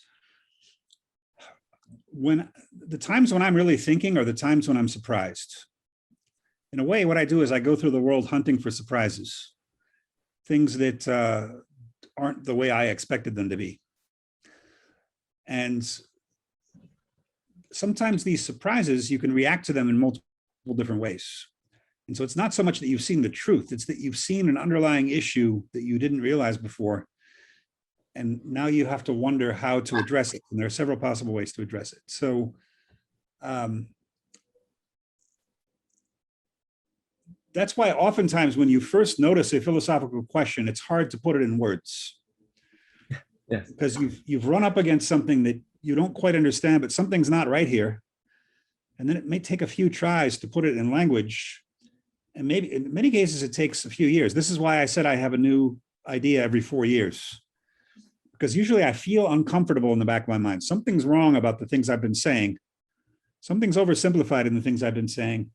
And I can't quite put it in words yet. By the end of 4 years, I have it in words. I have it fully explained. So that's why it starts as a reality before it becomes a truth.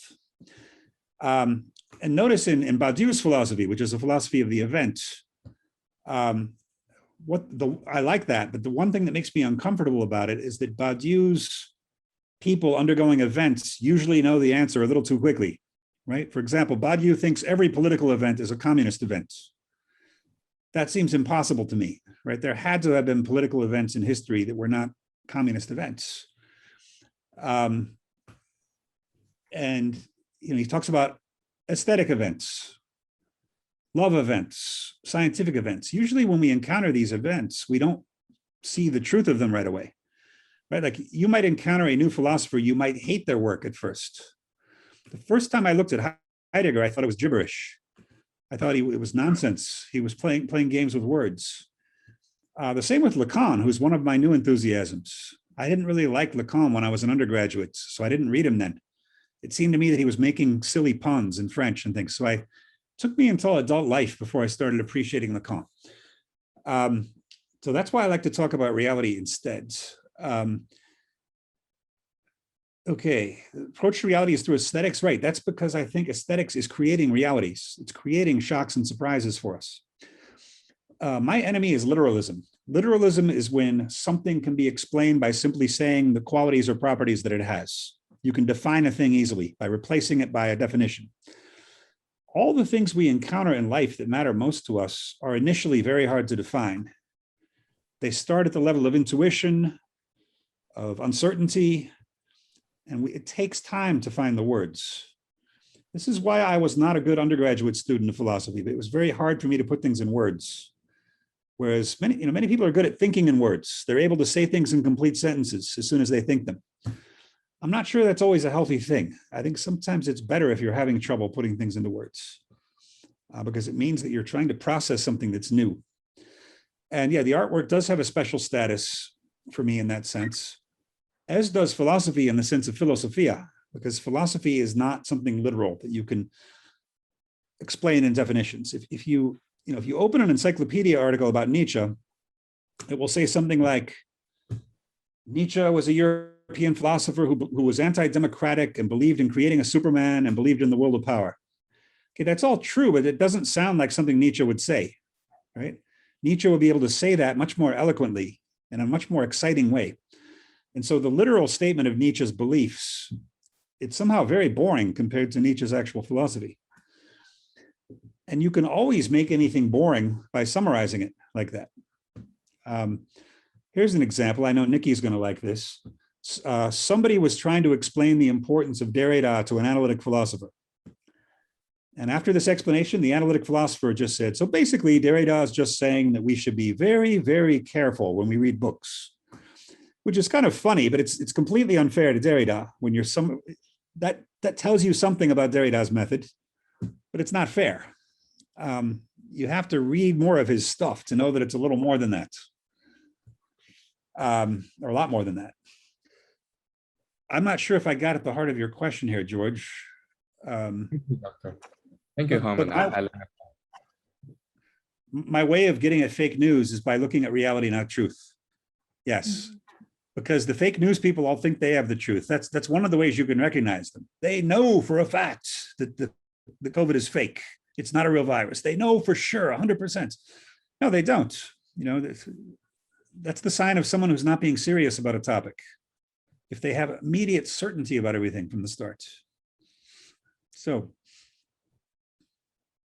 I think it's very nice distinction between reality and truth. Truth might be ideal. It might be blowing in the sky, but reality is the environment that we live in, right? So to beat fake news, we look at our live environment, and that might be, even if we don't get the truth of that might be enough to tell us something. I think we can go back to our prepared question number 4, because you were talking about I think you were already talking about the irreducible depth of object, and then you were talking about aesthetics as the move to draw on the depth of that, right? Like we cannot, because a poem, a literature is, or the work of art is not what you can put in literal statement. So we have Dr. Tang to ask you this question. Okay, thank you, Professor Harman. Before I ask my question about the relevance of triple O to literary studies or literary criticism, I still have a little question about your understanding of essence and form you have just talked about. You are suspicious about the term essence, and later when you talked about when you are trying to prove that matter is not a very useful term, you said everything has got a form, like the idea of a chair has got a form and the chair has got a form. And then what is the difference between essence and form? It seems to me that by the term form, you are trying to distinguish, you are trying to say that it is the essential feature or essential reality of the thing. So how would you distinguish the form and essence? Okay. I would use them Thank almost interchangeably. I'd have to think a little more to make sure I want to say 100% the same, but I'm inclined to use them as synonyms. Okay. All right. Okay, so I'll turn to this question about the relevance of a triple or speculative realism to literary criticism. This is a question that I'm particularly interested in. I find these concepts like inaccessibility of things, the withdrawalness of things, the weird realism, the mystery of things, the illusion, the lure structure, the gaps among the real objects, real features, sensual objects, and sensual features, the ontography, the concept of hyper objects, the active role of things. All these concepts I find very useful in my literary, studies and literary criticism. I actually have used many of these concepts in my own, literary studies. So, all these concepts have proved that triple O or speculative SR to be very productive in this field of literary analysis and criticism. And as you have said just now, at an interval of every 4 years, you have always been able to rethink your ideas and put forward something new. Then do you have something new to offer us with regard to this availability of triple O to literary studies, some 10 years after you published that well-wrought Broken Hammer object-oriented literary criticism, a new literary history? Thank you very much. Yes.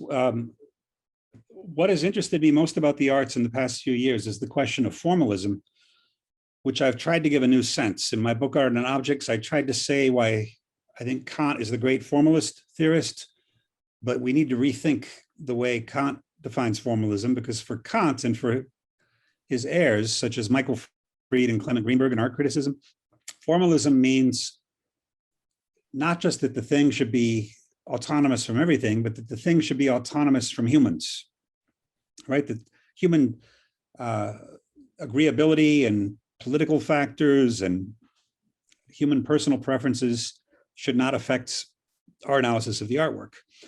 Well, I tried to turn that on its head by pointing out that no artwork is relevant unless it interests some human.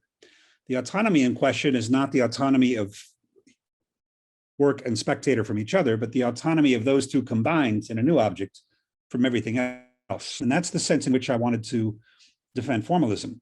Usually formalism in the arts means political issues are irrelevant, biographical factors of the author or the painter are irrelevant, and I don't believe that. I believe instead that there are a limited number of factors, a finite number of factors from outside the work that become part of the work. And so it becomes a question of finding out which things are relevant to the work and which things are not. And I think that has to be done on work by work basis.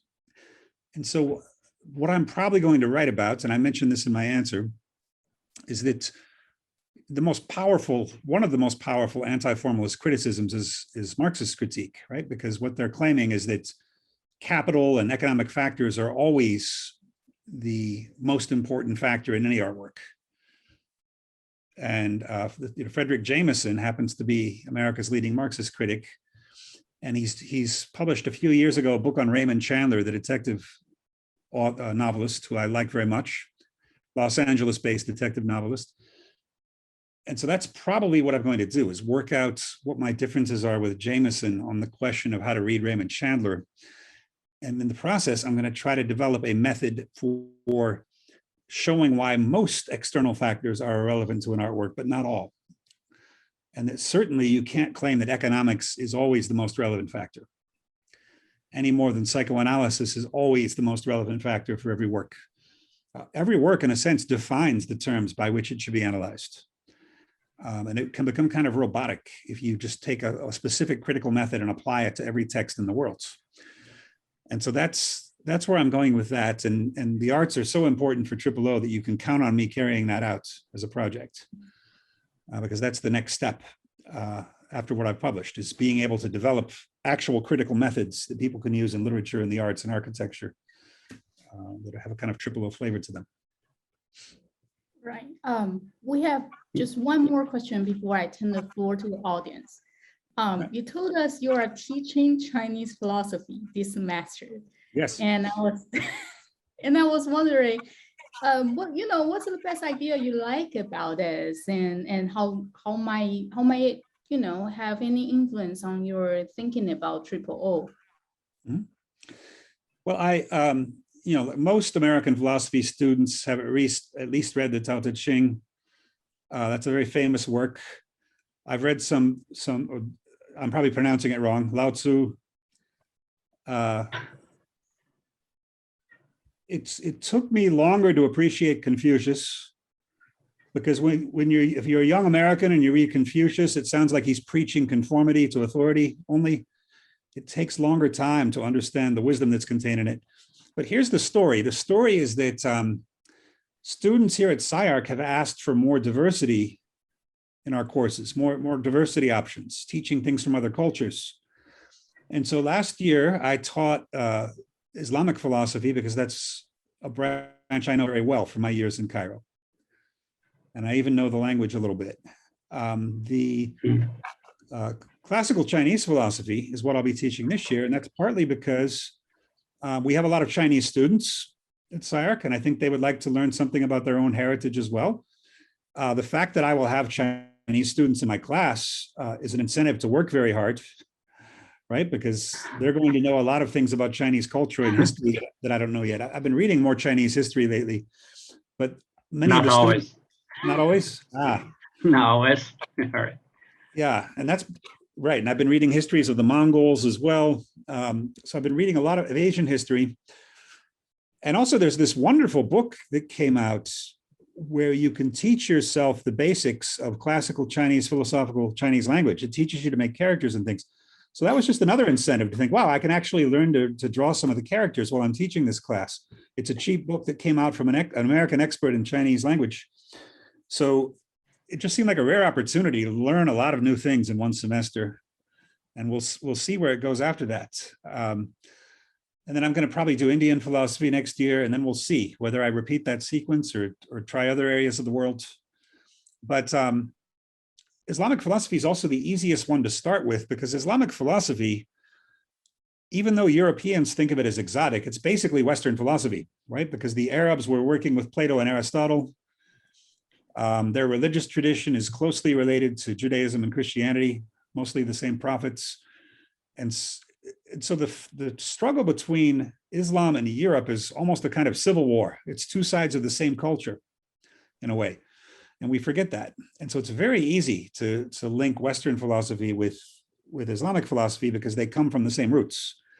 Chinese and Indian philosophy, these are two great traditions that are completely different. They're not coming from Plato and Aristotle, right? And so it's a little more difficult to try to fit them together. It's more challenging to figure out, are Western, I mean European and Islamic, Indian and Chinese, are they all kind of saying the same thing, or do they have completely different presuppositions? And this is a problem I've been thinking about long term. How would you write a world history of philosophy?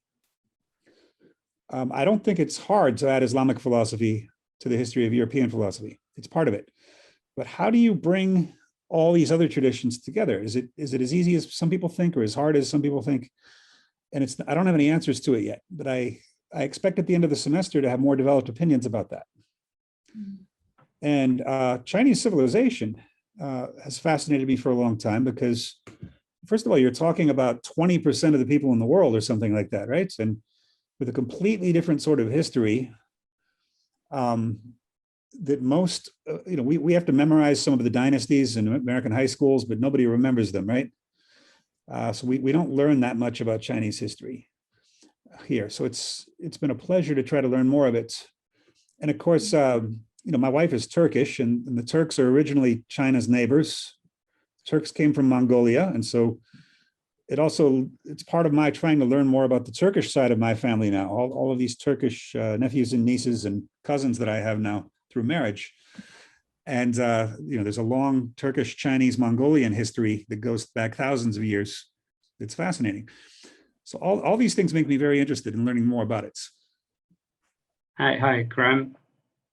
Yes. I have a few words to say about Chinese philosophy, which I hope that will be helpful to your teaching of Chinese philosophy. Okay. I would say on the whole, classical Chinese philosophy was not interested in the ultimate truth of everything. It was more interested in one key issue, as what is the good life. So, but China, the ancient Chinese philosophy cared a lot about the relationship between human beings and non-human beings and things and objects too. Yeah.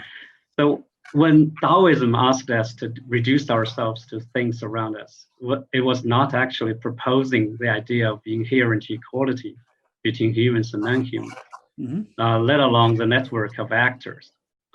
By reducing human beings to things like plants, flowers, trees, Taoism was actually preaching that we should avoid taking any willed action. And in this way, we can stay far away from the social trouble and turmoils and live a peaceful and harmonious life. And Chinese philosophy, became very important in the Song dynasty. That was about 1,000 years ago. And they talked about the essence of things, such as Li or something like that. The word they used is Li, which is of course a very complicated concept. But Li does share a lot of common ground with your idea of realism. For example, in their theory, Li is mysterious and infinitely withdrawn.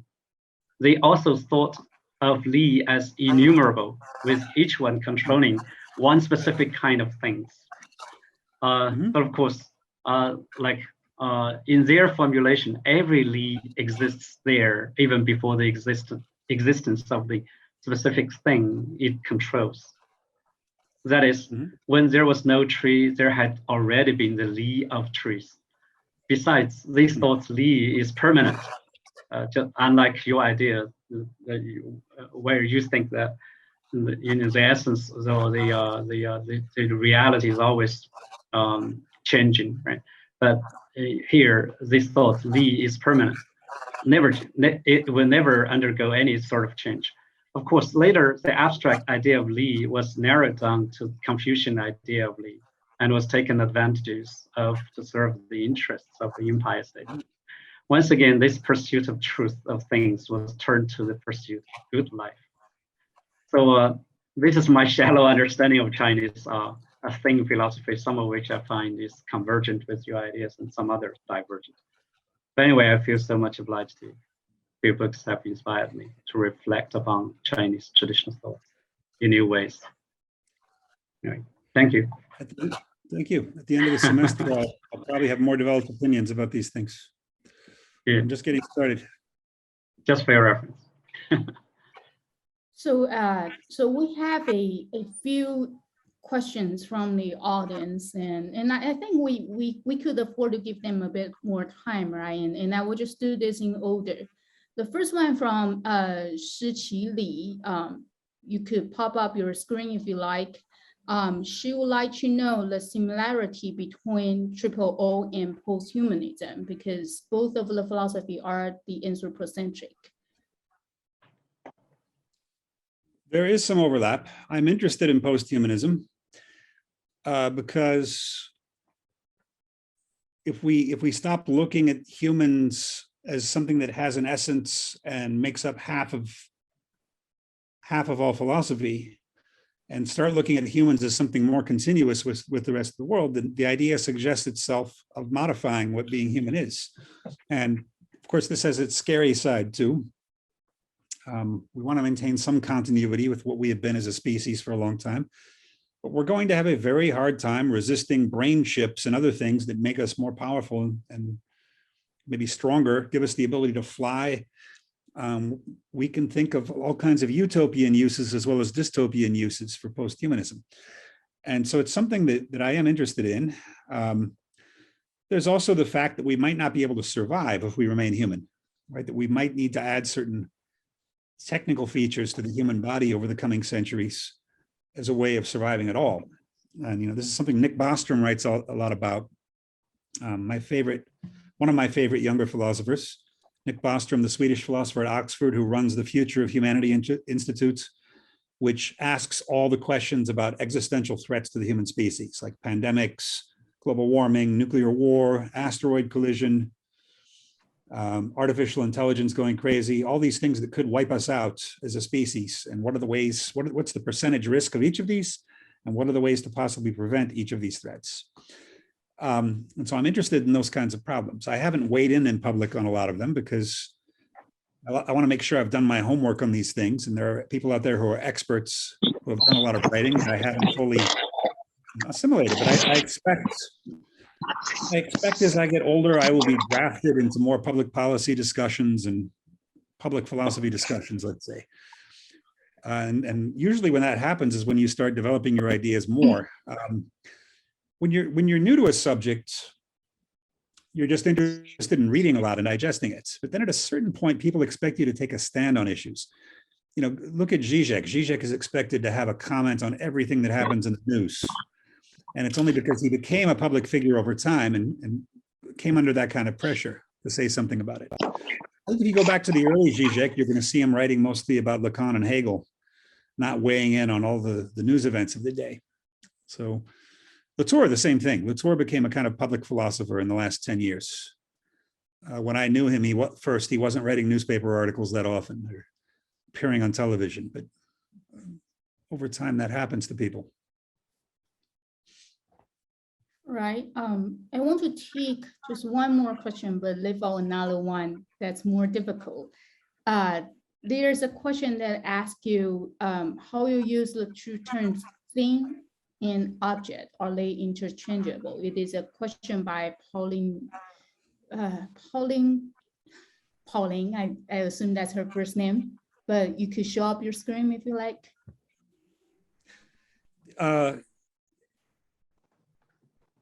Yeah, my preference as a writer is to have synonyms available, just so that I'm not repetitive. I like to be able to use object, thing, entity, just so that I have different words to use for the same topic.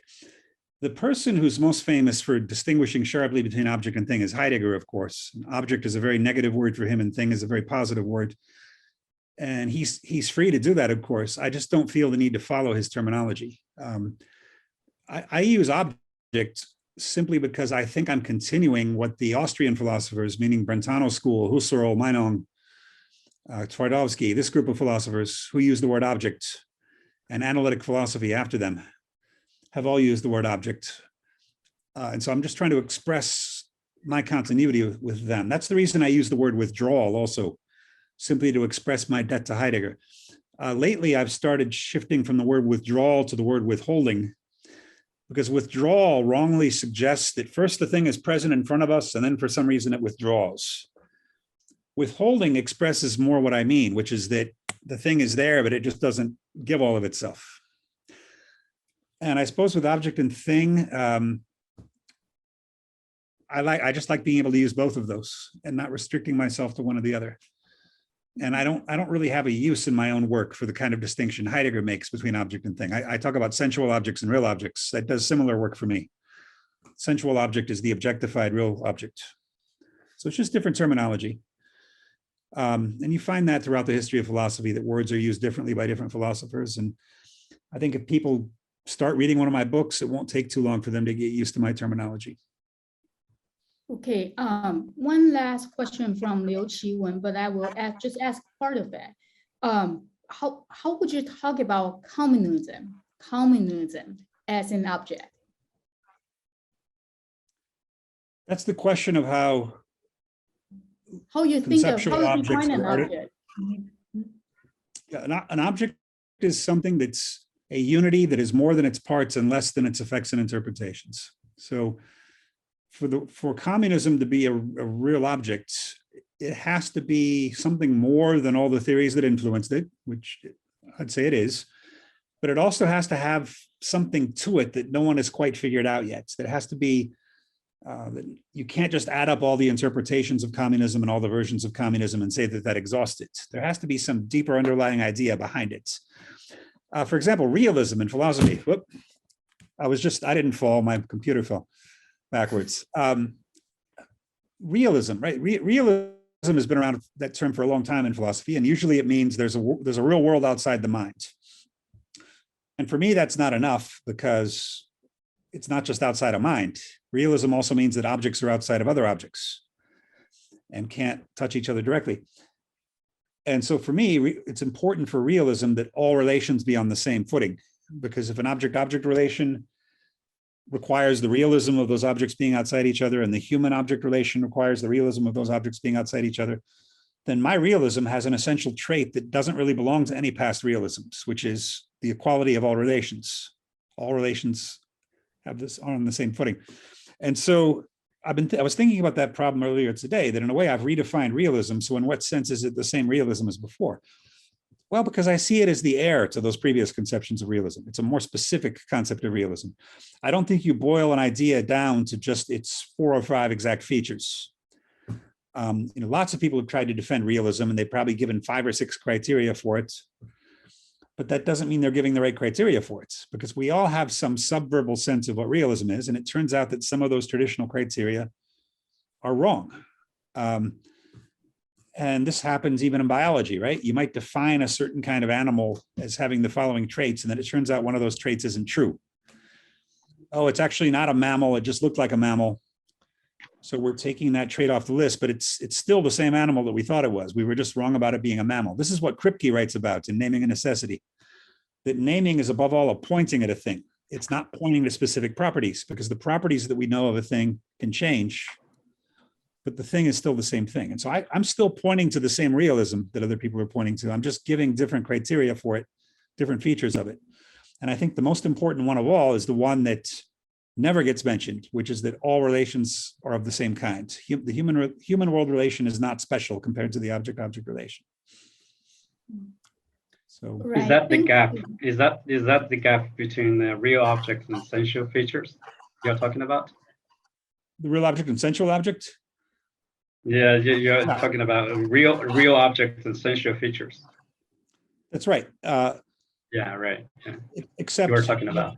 except that Niki's here, and I remember we had this discussion now about whether Kripke's rigid designator is pointing to a real object or a sensual one, and Niki convinced me it's a sensual one.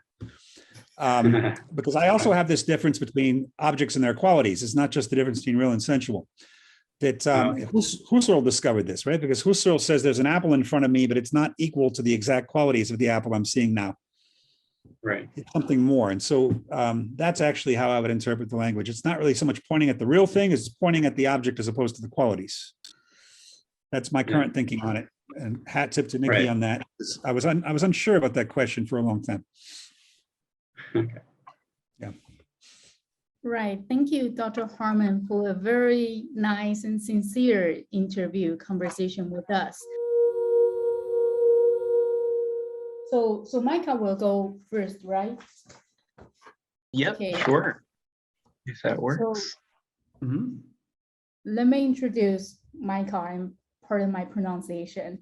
Micah Tewers is an Emmy Award-winning musical composer with work commissioned by United Nations, National Geographic, and Motorola, and who's also an artist filmmaker whose work focuses on both historical and contemporary philosophical research on the topics of ontology, ecology, aesthetics, and ethics. Tewers is a primary autodidact and independent researcher from Finland, Ohio, whose artwork and research have become internationally recognized as significant in both scholarship and entertainment. I'm excited to be here with you all. Thank you, Tsai-yi, for putting this on and inviting me. I'm honored. So the title of the work I'm presenting here is The Finitude of Justice. And that's because when I started thinking about what I wanted to say on the theme presented by Dr. Wu about philosophy in the post-pandemic age, I was wondering, what is the job of philosophy today? What's the best philosophy can do in addressing all these imminent ecological crises? And the word justice was just ringing and resonating in my head wildly for months, until finally a thought clicked in me, which calmed this wild ringing in my head, that the purpose of philosophy is not merely to describe reality, nor serve a given agenda, but is to do justice to reality in the broadest and deepest sense. But of course, the obvious questions are, what is justice? What is reality? And searching for answers, I was astonished to learn that the first metaphor used by the first philosophers in the West for reality and causality and the cosmos as a whole was justice, the word dike right here.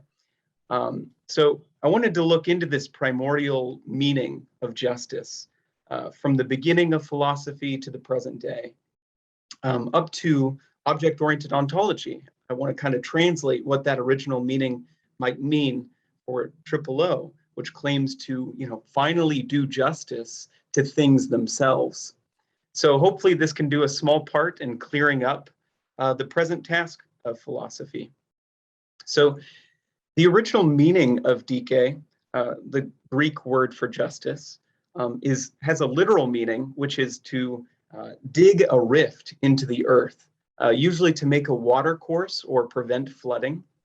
And it goes back a bit further to the hypothetical Proto-Indo-European root, deika, to point, show, or divide. So in ancient courts, judges would draw the dike, this water course, this divided line between innocent and guilty, true and false testimony. In fact, there's a Greek goddess named Dike, who is the goddess of justice, drawing the courses of fates from the heavens. And today she's statued throughout the West in courtrooms as Lady Justice. And note a parallel here with the Abrahamic religions, which view God as the highest judge. But for the first philosophers, the pre-Socratics, sometimes called just the first physicists, they began looking for the intrinsic order and justice of the cosmos. So it shifted from these divine judges to the laws of nature, which of course is a standard metaphor used by scientists even today. But Thales, the first of these physicists, he stuck almost comically close to the literal etymology of dike. And he thought of the world as literally made of water, surrounded by an ethereal boundary. And his student Anaximander combined the literal and judicial meanings, describing, the ordinance, this courtroom of time itself. Causality became debts and surpluses, right? But these theories of physis, the character of reality as justice, they culminated in a duel which still echoes throughout ontology, the study of being today. Heraclitus, who thought of nature as becoming, right? These chaotic flows which carve through reality like a river through a canyon. And for him, even strife and illusion are a roundabout sort of justice. And then Parmenides, on the other hand, thought of nature as a changeless sphere of being, this all-encompassing boundary. And in these two, we kind of see the two aspects of the original metaphor of dike, right? The walls, the embankment, and the flow that goes through it, the water course. So, but then enter Socrates, who is just unhappy with all of these definitions of justice so far. All these physicists and religious people, they declare justice, but they can't define it when pressed. What is justice? If they knew what justice was, why can't they reconcile these theories of the justice of the cosmos as being or becoming? And why can't they make justice where it's missing? So Socrates himself never gives a solution or answer to these questions. But nonetheless, this is the birth of philosophy, because it's a call for the love of wisdom, a call for higher truth and greater justice. But his student Plato wants to give a real answer to Socrates' question and finally do justice to justice. And this is the central motivation for Plato to present his philosophy at all. For example, in his Ontology, he first breathes life into that stalemate of being and becoming by synthesizing them into a more functional vertical dualism, where you have Parmenides' idea of this changeless sphere, this higher realm of ideal forms and perfect justice above. And then below, we have the more Heraclitean idea of becoming, of this imperfect, illusory flux and strife below. And us humans are caught between these two worlds. So the work of epistemology then is to, going back to that courtroom metaphor, to draw the divided line between truth and falsehood in order to bring justice down to from the heavens to the earth where it's missing. And this culminates in Plato's hope for an eternal utopian philosopher kingdom. So it's true idealism all the way down. But Plato fails practically, right? There's never been a philosopher kingdom, a Platonic philosopher kingdom. And theoretically it fails too, because he could never directly access this ideal realm above and bring justice down to earth. And Aristotle helps point out that these ideal forms are mere sensual doublings of things. So in Plato, we have this tension between reality and truth that can't be resolved. Even Plato, in his old age, abandoned a dialogue where he planned to address these objections. But now let's cut to 2,000 years later in the modern epoch. And we cut here because it's here that there's a claim that history has split around this point. All our previous means of justifying truths and values have found their ultimate ends. That's what modernity claims overall. So this great rupture starts with Descartes, who shows we can never draw the real divided line between our own mind and body. And then Kant goes further, and he shows that we're stuck in this unbreakable circle of self-justification, because as soon as we think of something outside the mind, it's already been filtered and converted into something inside the mind. So forget access to this ideal realm of perfect justice. We can't even justify the reality right before our noses. So in modernity, it appears the ontological meaning of justice is completely lost, because now reality is shown to be unknowable, and therefore justice unjustifiable. And Nietzsche coins a term here, nihilism, right? This opens up a nihilistic void where, for example, maybe reality is now viewed as only dead matter. It's not justice, it's dead matter. And justice itself becomes this arbitrary power game or social constructs.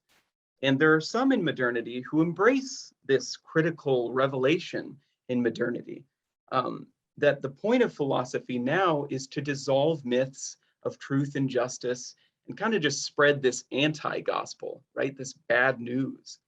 But what this leaves, this nihilistic void left open, opens the door for fundamentalists and old school idealists to come in and, claim, oh, we have the true justice, right? It might be a myth or whatever, but we have this true justice, and they fill in that gap. And so this is kind of the core of our modern strife between these nihilists and these idealists. But in the midst of all of this, there are a few thinkers who emerge to attempt a modern justification, to find reality, its own character, as a genuine kind of cosmic justice. And they try to attempt this without claiming access to a higher or other world.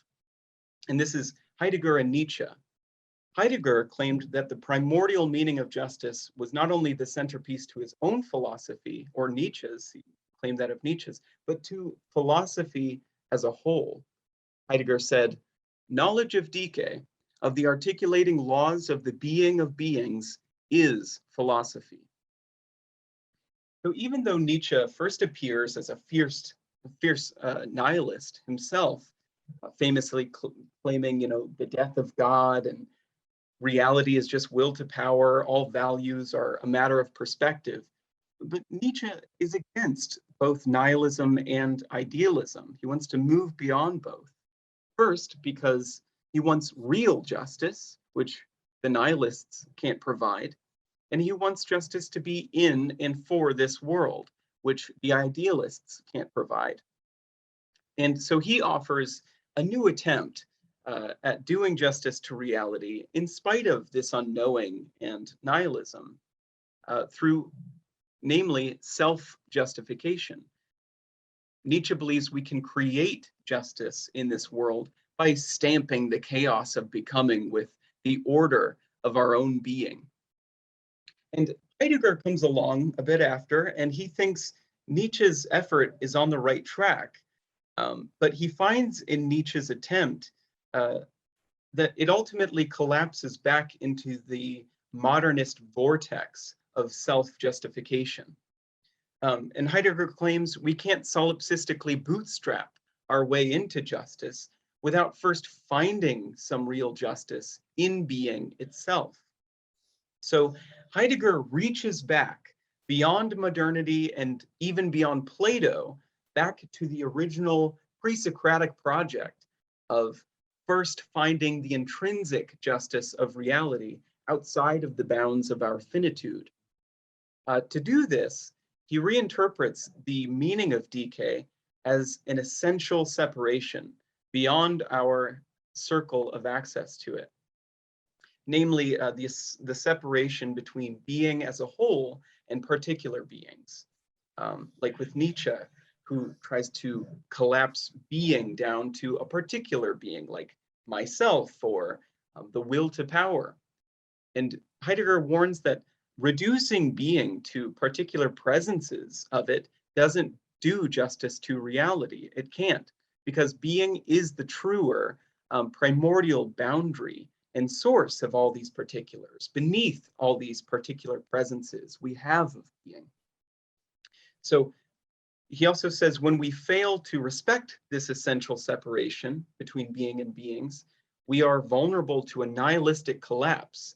And Heidegger argues we even lose an account of space and time here. We're losing the source. So he warns, when we are unfaithful to being, being is right to abandon us, which I just think is a beautiful statement, eerie, but beautiful warning. So no doubt this is an improvement in the history of metaphysics and justice, but did Heidegger draw the right decay, the right essential separation? And in order to see these failures in Heidegger's attempt to restore cosmic justice, we must finally turn to Heidegger's greatest critic, Graham Harman, with his object-oriented ontology. It's well known among this group, at least, that the central thesis of O is that all beings, all particular objects, are always deeper than their relations, just as being as a whole was found deeper than all presences in Heidegger. So we're here going to try to translate O in terms of the ontological meaning of justice we've developed so far.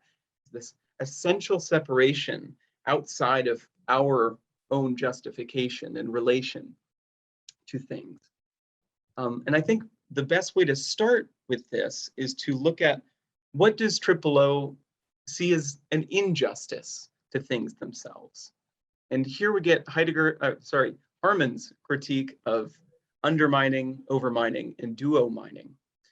Undermining a thing to its fundamentals and parts, like dead matter or being as a whole, as Heidegger did, this fails to account for the emergence of things.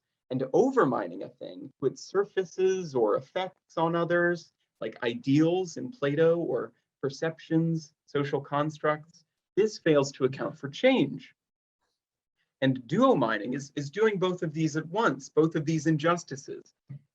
For example, nature below and human culture above, what Niki calls the ontotaxonomy of modernity. Or we could see this duomining in Heidegger's split of being as a whole and particular beings. But even worse is that we find Heidegger's essential decay ultimately collapses back into the same anthropocentric paradigm as Nietzsche, because he can't account for how particular beings could ever be split from being as a whole without us humans doing that work, doing that splitting. But for O, it's a different story. O maintains a definition of reality apart from our circle of self-justification, right? Now, reality is simply defined as anything which is irreducible to its pieces or effects, roughly speaking, right? It's a crude way of putting it, but holds up pretty well. The split is really, the split at the heart of reality is not our own doing alone, but is the simple essence of things just being what they are. And here we can finally see things in their own singular sincerity or innocence, which is a theme important for Nietzsche. This stripped down ontological model of the justice of reality here can be translated through that original analogy of the pre-Socratic decay, right? That water course. O presents a cosmos exclusively composed of withheld, walled objects relating by the sensuous waters of their respective qualities. All things, like us, are finite, yet autonomous. And autonomy relates to justice here because autonomy literally means self-legislating. Things generate the laws of the cosmos, not the other way around in this model. Things themselves are the decay, without which there could be no being, no becoming, no presence, space, nor time at all. Objects are the sole legislators of the cosmos. So to conclude, I just wonder, where does this leave us, right? Because even after doing justice to things themselves in their own right, something feels missing, at least to me. I wonder if it does for you. Because as I said it in the very beginning, I think the goal of philosophy should not merely be to describe reality, not merely do justice to reality by describing it, but there's something more. We find instead two reciprocal tasks in the demand that philosophy do justice to reality. One is to describe reality as it is, as the pre-Socratics and Heidegger do, and two, to make justice where it's missing. And here we find a strange alliance between Plato and Nietzsche. So here we may also formulate these two demands around the interpretation of the word philosophy itself, right? Either as the love of wisdom, description, or a loving wisdom, right? Making justice where it's missing. Triple O certainly does justice to the first, better than any metaphysics I've encountered, that descriptive demand. But what about the second? It appears as if ethics is somewhat muted in Triple O, at least thus far. It's necessary, but insufficient, I think, to accept things as they are. But in its favor, really quick, Triple O does have a few plus sides, which lead me to use Tsai-yi's term, a virtue ontology. First of all, it's anti-fundamentalist. It's just as much against the old idealism as it is the new materialism, both which are so easily abused by autocratic regimes of every sort. It's also kind of anti-nihilistic, right? Resisting the collapse of everything into a void or worthless mythic image. It also has that ecological focus that brought us all here together, right? And then there's also a humility and carefulness in relation, because we know we can't know anything directly or fully.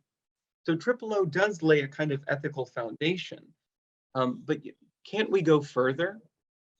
Though Harman presently states that aesthetics is the root of philosophy, we should now claim here, I think, that ethics is equally critical, so long as it is understood that ethics depends on essential qualities a thing may not yet possess.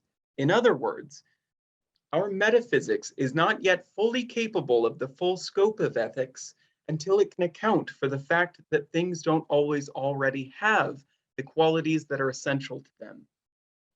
Things which may be realized in the future, for example.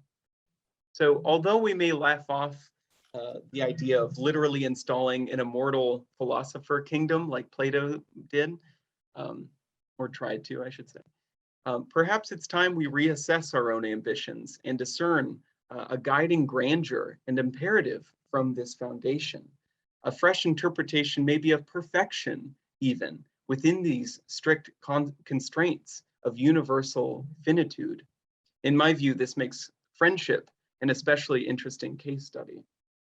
But all that to say, this is why I think objects may well be the true protagonist of any future metaphysics, but the true protagonist of philosophy as a whole is certainly justice, which stretches beyond what presently is.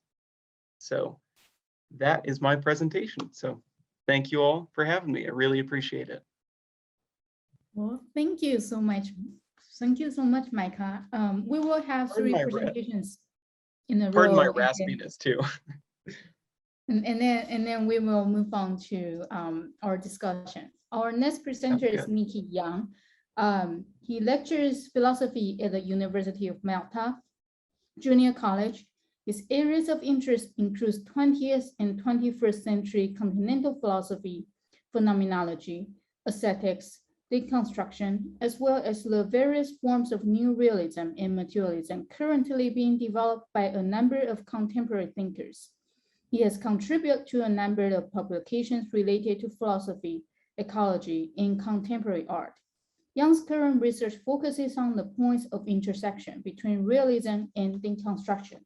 His paper is entitled De-Anthropocentrism in Ontology, an Ecological View.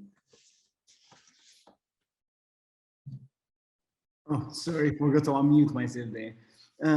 Thank you very much for the invitation, Tsai-yi, and thank you for the presentation, Micah. It was very interesting. I have a few comments and questions. I will raise them anyway after I present my paper. But as Tsai-yi rightly said, my paper is called De-Anthropocentrism and Ontotaxonomy, an Ecological View. And actually, what I'm going to discuss here is the concept of ontotaxonomy in Graham Harman's work, and also provide an ecological defense in some sense of Graham Harman's work. I will explain why there is the need for a defense, or rather this will become clear by the end of this talk. So, well, I remember when this pandemic first hit, you know, the world and Malta more specifically. People kept talking about the dire need to save Mother Nature, so to speak, or that we are all part of nature. And I found it interesting. I've always found this kind of discourse interesting precisely because I think that these kind of statements harbor a tacit ontotaxonomical assumption. Now, this leads to the question, of course, what is ontotaxonomy? Well, it is a term coined by Graham Harman, actually, in 2016, in his book called Dante's Broken Hammer, if I'm not mistaken, to refer to the broadly diffused tendency to postulate an a priori difference, a difference between two categories of being. In this case, of course, humans and everything else. Graham had already mentioned this idea earlier on, but I don't believe he used the term ontotaxonomy. Anyway, but he refers to this as ontotaxonomy in his book. Now, it's interesting that that in recent years there have been critiques of Graham's specific form of object-oriented ontology, namely object-oriented philosophy, because people have criticized it for being ill-suited for an ecological understanding of our current situation. Why? Because, of course, ecology is about relations between entities, and of course, Harman talks often about withdrawal and the fact that entities are separate from one another. So in this talk, I want to do two things. I want to explain what the concept of ontotaxonomy is and its relevance for ecology, and I shall argue against these ecological criticisms of Triple O by claiming that Triple O is actually especially well suited for ecological thinking. Okay, so let's start by discussing at least the concept of ontotaxonomy. So as I said, it first appears in a book called Dante's Broken Hammer in 2016. And basically, it only appears in a few pages in this book, and it hasn't been used, hadn't been used from 2016 up until very recently, 2020, actually, in Harman's essay, The Only Exit from Modern Philosophy. Well, this concept is especially important for Triple O, precisely because in this book, Dante's Broken Hammer, he describes ontotaxonomy as the main target, quote unquote, of object-oriented philosophy. So what does this concept mean, essentially? Well, if we take ontology to be the study of being in general, right?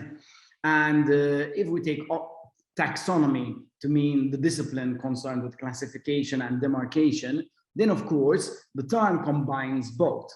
And it therefore refers to the tendency to postulate, as I've already said, an a priori difference, a difference between two domains, one reserved for the human, for example, culture, etc., culture, technology, but also the human in general, and another reserved for everything else, what we usually call nature as a whole, the world, etc. All these very general terms, which describes everything that is opposed to the human.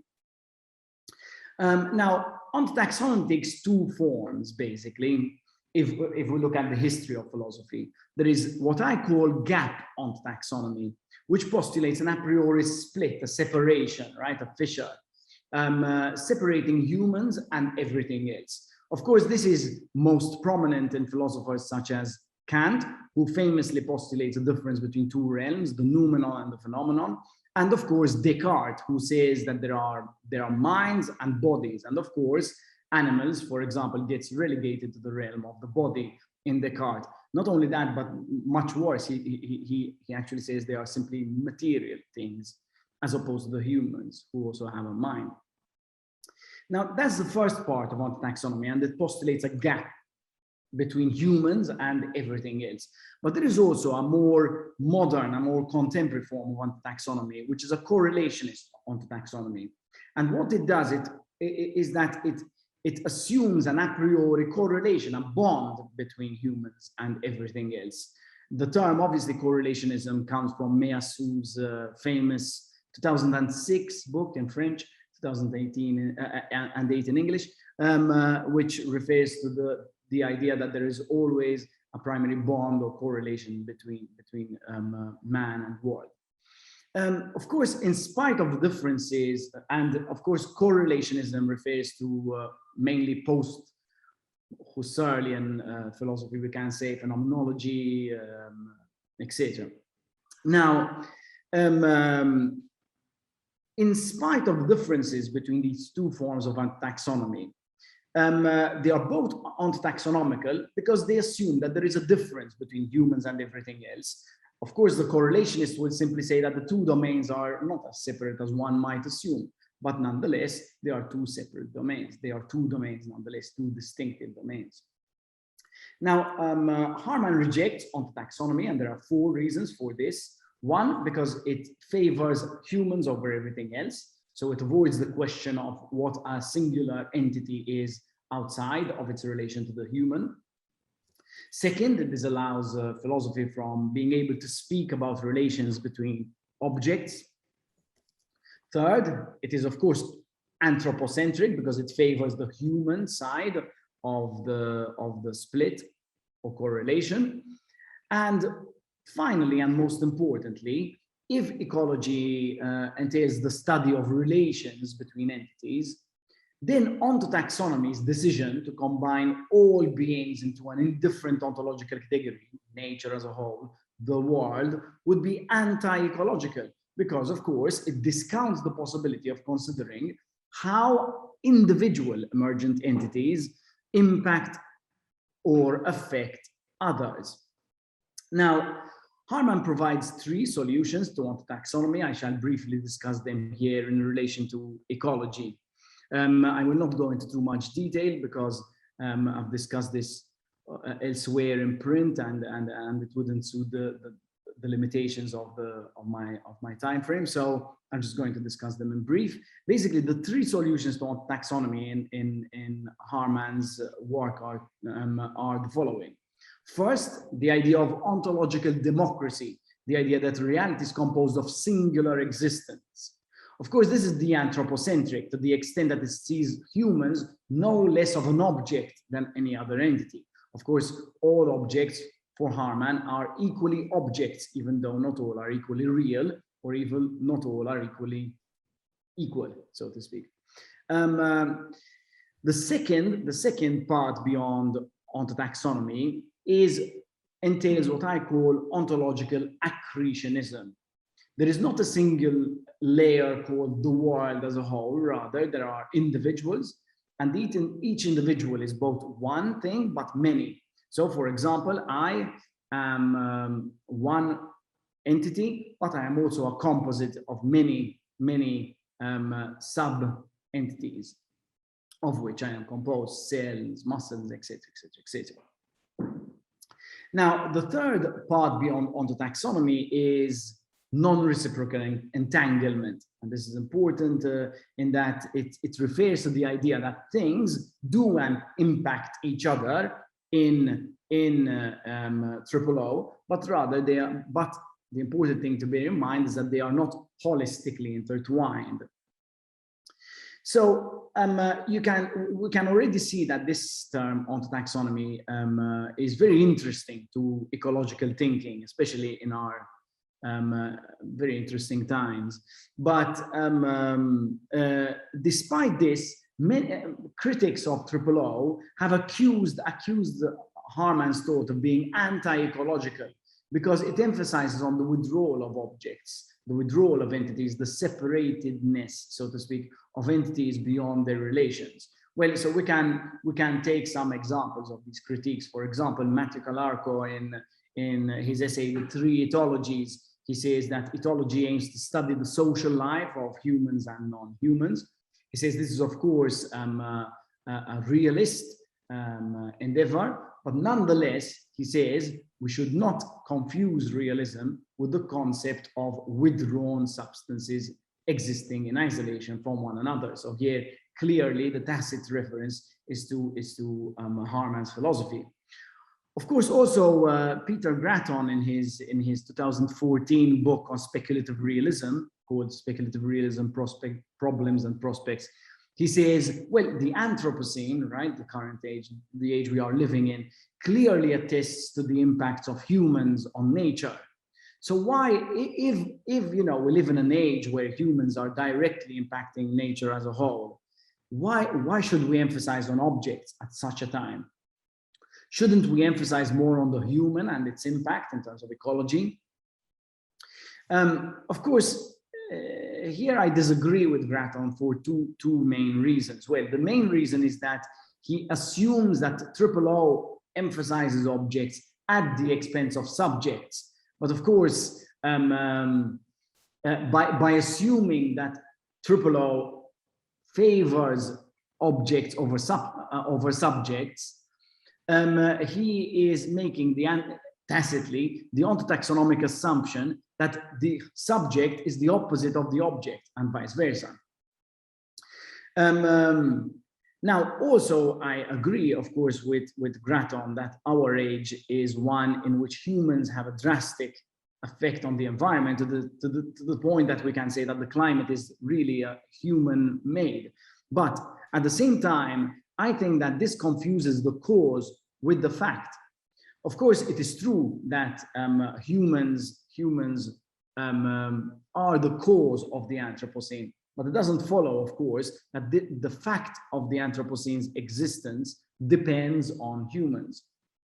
Now, the last anti-ecological critique of triple O I want to consider is actually by a fellow object-oriented ontologist, Levi Bryant, a well-known philosopher in his own right, who has two critiques of triple O, actually, or rather Harman's version of triple O. The first is this, that withdrawal undermines the ecological dimension of being. Why? Because if things are separate from one another, then of course, how do they interact? It's impossible for them to interact. So he's assuming here that entities in Harman's version of triple O do not relate at all. Now, the second critique he mounts against Harman's philosophy is this: if objects are withdrawn from one another, how do I know that objects exist to begin with? So if my laptop withdraws from me, how do I actually know that my laptop exists to begin with? This is the question. The example he gives is this: a squirrel climbing a tree. If the squirrel withdraws from the tree, how is it possible for the two to interact to begin with, right? He says this would be impossible to the extent that Harman's specific version of triple O leads to a pan-solipsism, he says, where things are utterly separate to the point that they cannot interact at all. Now, I want to respond to Bryant in two ways. I want to show that entities do in fact relate in Harman's specific version of triple O, and also that there is an ecological thought in Harman's philosophy. Tsai-yi, how am I on time? Am I okay? Well, we have a speaker missing today, so we can take Okay, over. great, great. We have another hour. Oh, no, not. We have another hour. Okay, okay. Take it, go for it. Okay, good. So, okay, so now let's consider, okay, the idea of an object-oriented ecology, right? These critiques in many ways are all making the same claim, that Harman's notion of withdrawal, that objects are more than their relations, that they are separate from their direct relations, entails that it is ill-suited for an ecological point of view. Well, okay, so the question becomes then, how can one square this concept of withdrawal? How can one bring this concept of withdrawal into dialogue with ecology, of course, with the notion of ecology, with the study of relations between individuals? Well, the answer is to be found in Harman's notion of vicarious causation or vicarious causation, the idea that entities relate, but rather they do so indirectly or vicariously via intermediaries. So in order to elaborate on this point, I must emphasize two things. First, I have to briefly consider Harman's fourfold model, which I'm assuming many people here might be familiar with. And second, I will point to two modes of relation in O. So, okay, briefly, Harman's philosophy is composed of a fourfold, which distinguishes between two pairs of objects and two pairs of qualities. There are real and sensual objects and real and sensual qualities, respectively. So the real object is what withdraws, right? They are withdrawn from their relations. They are not to be associated with their relations, or as Micah already mentioned, they are not overminable into their relations. And of course, they have their own real quality. And this relation between the object and its qualities, its real object and its real qualities, accounts for the essence of the object itself. But the real object also has sensual qualities, which these real objects emanate into another object's experience. So the sensual qualities, however, do not float free in the experience of another object, but are rather attached to the sensual object in the experience of an entity. Now, we must also distinguish between two modes of relation in O, because sometimes people say that Harman's specific form of O claims that entities do not relate in any way. But in actual fact, this is not the case. There are, in fact, two modes of relations in Harman's specific version, which he talks about. The first one is what he calls sincerity. And this ties to what Micah mentioned earlier about Nietzsche. I'm very interested in hearing more about this when we discuss it. But sincerity basically describes an ordinary state of affairs in O. In a state of affairs in which a real object intends another real object, but relates to a sensual translation of it. So let me give an example of the squirrel and the tree raised originally by Levi Bryant. In the case of the squirrel and the tree, the squirrel, of course, intends the real tree, but it relates to it as a sensual object. It translates it into its own terms, right?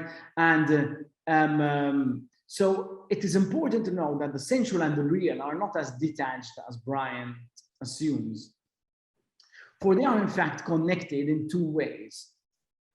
First of all, a sensual object is indirectly related to the real qualities of the object. Why? Because for the sensual object to remain a stable sensual object, it must indirectly point to the real qualities of the object. So in this case, for example, the sensual object tree within the squirrel's experience indirectly refers to the real qualities of the tree, even though these real qualities are never directly apprehendable by the squirrel. And second, the sensual qualities do not only emanate from the sensual object, but also from the real object. So there is this indirect connection between a real object and the sensual qualities, which account for the translational element in O. Now, sincerity describes a standard state of affairs where all beings exist within a loose ecology, where they are related to one another, of course, by translating each other, but nonetheless, they never absorb each other to the point that it becomes one holistic system. Now, sincerity in some sense is one mode of relation, but there is another mode of relation, which is called allure in O. Now, as opposed to sincerity, which describes a normal state of affairs, allure is described by Harman as a special and intermittent state of affairs, which unsettles the ordinary sincere flow of things. Now, how is allure different from sincerity? Well, allure, as opposed to sincerity, consists of a double activity. So first of all, the link between the sensual object and the sensual qualities is disturbed. So the sensual qualities are set free from the sensual object. And second of all, the sensual qualities point towards the real object here, rather than having them being emanated by it. So there is a reverse route from the sensual qualities to the real object, which becomes, so to speak, present in its absence. Now, this double mechanism for Harman in turn allows one real object to indirectly, via the sensual qualities, establish a connection with another object in such a way that the object as a whole has a retroactive effect on the parts. So for example, in the case of a squirrel climbing a tree, if we assume that this is a case of a lure, then of course the squirrel and the tree combine in such a way that climbing is a product of the vicarious connection between the squirrel and the tree, and this relation as a whole has retroactive effects on the parts, which are the tree and the squirrel in this case. So in this case of allure, of course, there is no longer a situation in which one object translates another. Rather, there exists a state of affairs in which two entities form an indirect connection, which produces causal effects on the respective objects. So as we can see, it is not exactly correct to claim that O has this idea that all objects are vacuum sealed, that they don't relate at all, that they are entirely separate.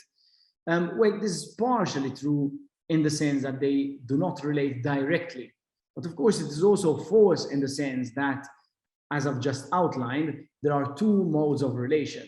And these two modes of relation, sincerity and allure, with the latter being more intense than the former, account for the way in which ecology and ecological point of view can be justified in O.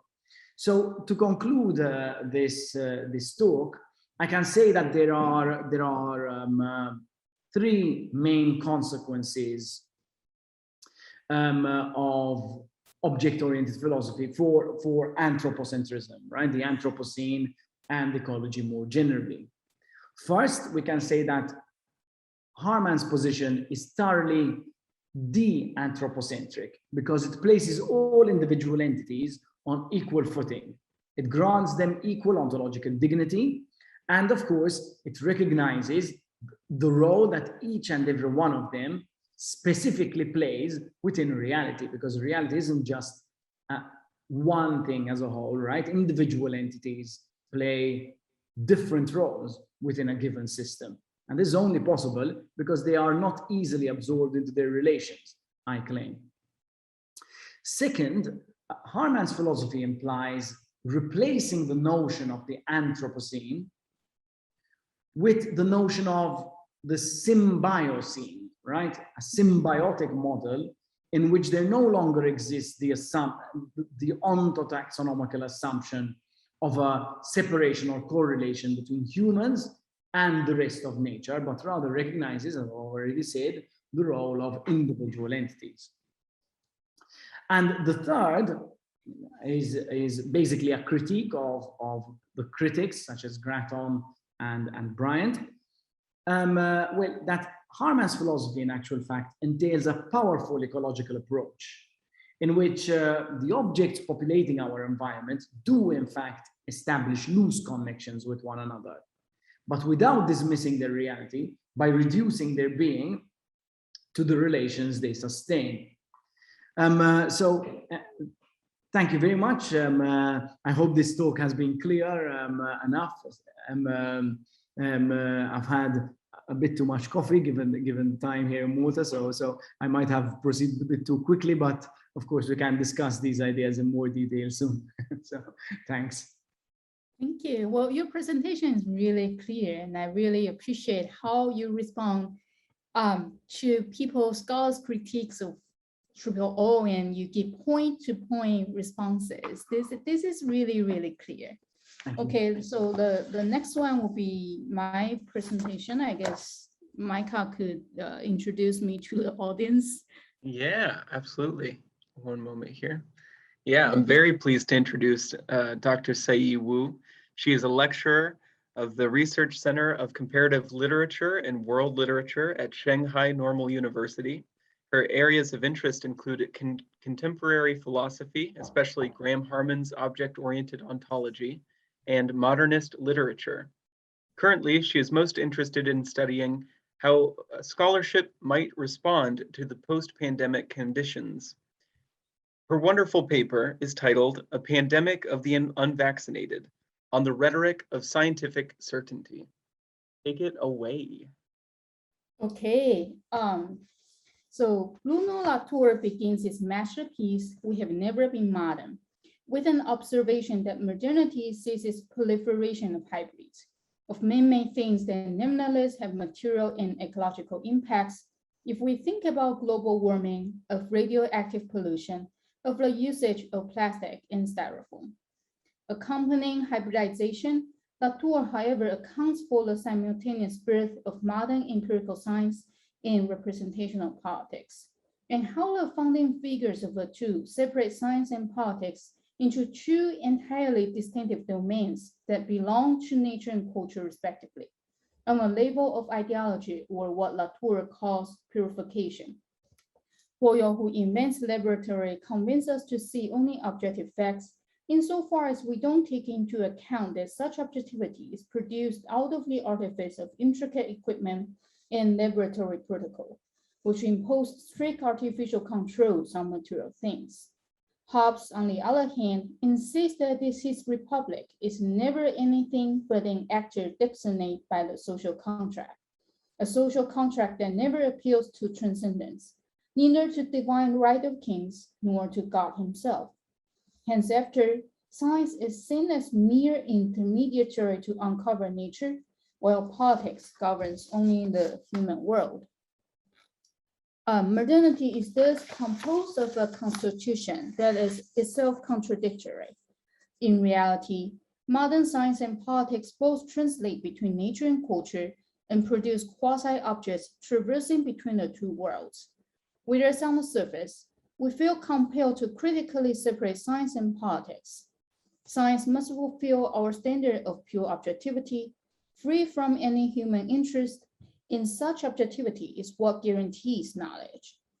Politics in bipartisan societies today is not expected to pursue the common good and is justified to serve only the interest groups. And one feels smart if she's able to reveal the selfish motivation behind a certain policy. Latour argues that there is a heavy price to be paid for this modern ideology. That is, our politics, being human and all too human, is forever paralyzed and made impotent, for we will never get settled with diverse opinions while we must appeal to science for a position of transcendental truth.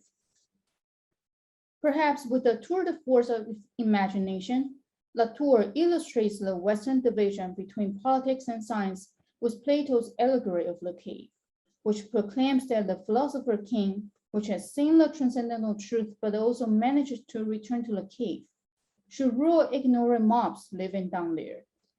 Science is the philosopher king of modern day, but this ideology of capitalized science, which sits on the throne of impersonal laws and occupies the position of absolute truth, has its only practical function to outlaw public discussions and condemn citizens of opinions as ignorant, irrational mobs.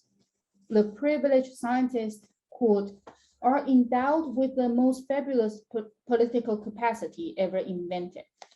They can make the mute word speak, tell the truth without being challenged, put an end to the interminable arguments through an incontestable form of authority that would stem from things themselves. For Latour, to grant scientific research this undue certainty serves only to help modern politicians to borrow its authority and to silence their opponents as ignorant mobs. In his book, Politics of Nature, Latour proposes a project called Political Ecology, whose very aim is to negate the divide between science and politics, and instead to contemplate on associations of humans and non-humans in a state of uncertainty. To deconstruct the myth of the authority of science, Latour argues that we should reform our understanding of politics.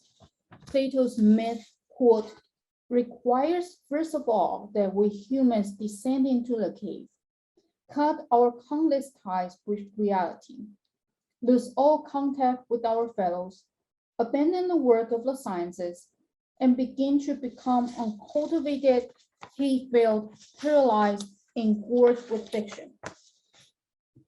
The reality of political life, which I feel is even more true in the post-pandemic age, is that with or without the aid of an authoritative science, we must make decisions and take actions, while never being certain of the unexpected consequences as to how our material environment might be permanently changed. Such is the human condition. And to Latour, such is the felicity and feat peculiar to politics. While this uncertainty is by no means an excuse of reducing politics to endless dispute. Quote, politics gathers everything together. So long as we agree to redefine politics as the entire set of tasks that allow the progressive composition of a common world. Harman calls Latour's political philosophy object-oriented politics because Latour understands politics means to solve real issues such as the pandemic and the global warming, rather than about endless human contentions. Okay, so there is a case study on Joe Biden's slogan, a pandemic of the unvaccinated. One striking characteristic of our age is that both the pandemic and climate change demand our urgent responses on global scale, while science does not have control of things as we seem to have had in the past. The vaccines are relatively safe, but not entirely risk-free. It would be more accurate to say that they are rather the best solution that we hold on to in the hope of delivering us out of the crisis. We are competing with the variation of the virus to vaccinate people and to build herd immunity as soon as possible. So the vaccines are made available under FDA's emergency use authorization. Severe and irreversible side effects of vaccinations are statistically rare. According to CDC's public information, more than 346 million doses of vaccines were administered, while only 0.0019% died after vaccinations. That is, however, a total of 6,490 reports of death were received. But this number is conceivably larger than, say, the total number of petitions for death due to the inoculation of 12 different types of vaccines in the past 33 years in the US, which add up to only 1,353 deaths, according to SRSA. You see a number here. As of August 21st, 51.7% of population in the US were fully vaccinated. While to achieve herd immunity, the scientists now estimate that we need 80% of the population vaccinated, based on the transmission speed of the new variants. But there is a considerable portion of people who show hesitancy and resistance to the new vaccines. And here is our question. How do we understand and respond to them? This seems like a good entry point to examine how what Latour calls modern constitution manifests itself in our current crisis, and what might be the most effective way to deal with the crisis of the age.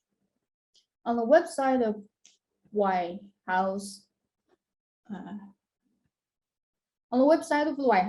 a statement titled "The Biden-Harris Plan to Beat COVID-19" claims that the first principle is to listen to science.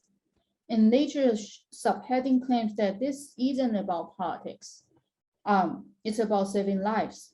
And therefore, it will put scientists in charge of all decisions on safety and efficacy. On August 3rd, President Biden echoes with an iambic slogan coined by the CDC Director, Rochelle Walensky, saying that we are having a pandemic of the unvaccinated, because over 99% of COVID-19 deaths have been among the unvaccinated people. But other than threatening the unvaccinated population with a dire scenario of getting infected, the data shows that virtually all the cases, hospitalizations, and death due to COVID-19 are from the unvaccinated population. Biden, in his long tirade, does not answer at all to the concerns of those who hesitate to get vaccinated. Rather, he merely glossed them over as misinformation. With Biden's emphasis, the data is absolutely clear. His avocation to the authority of science, its dividing power cannot be overlooked. In one stroke, Biden easily divides up people in two groups: the vaccinated and the unvaccinated, the scientific-minded and those deceived by misinformation, people liberated from pandemic and people who will soon receive their penalty, death sentence included, for not cooperating with the government's will. Mainstream media,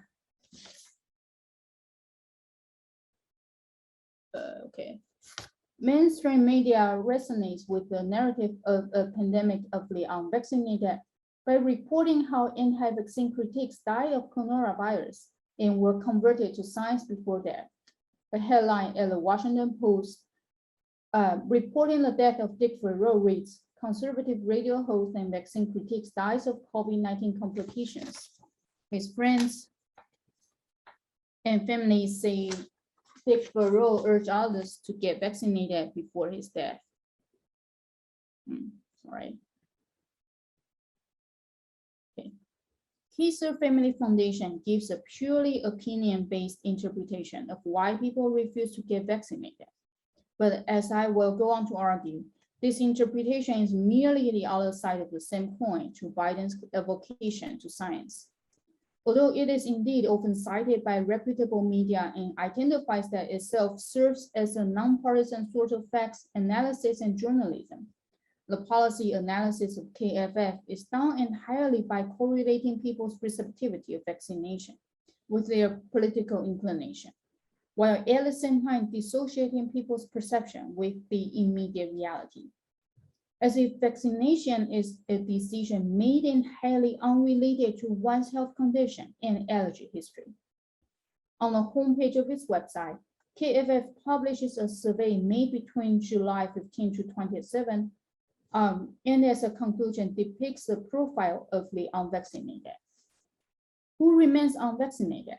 Unvaccinated adults are younger, less educated Republicans with significant differences by vaccine intention. When we finally hear that people are concerned that vaccines are new and there are side effects, KFF makes it sound like these are political perceptions rather than the reality of the vaccines, mixing these concerns with the political attitude. Do not trust government.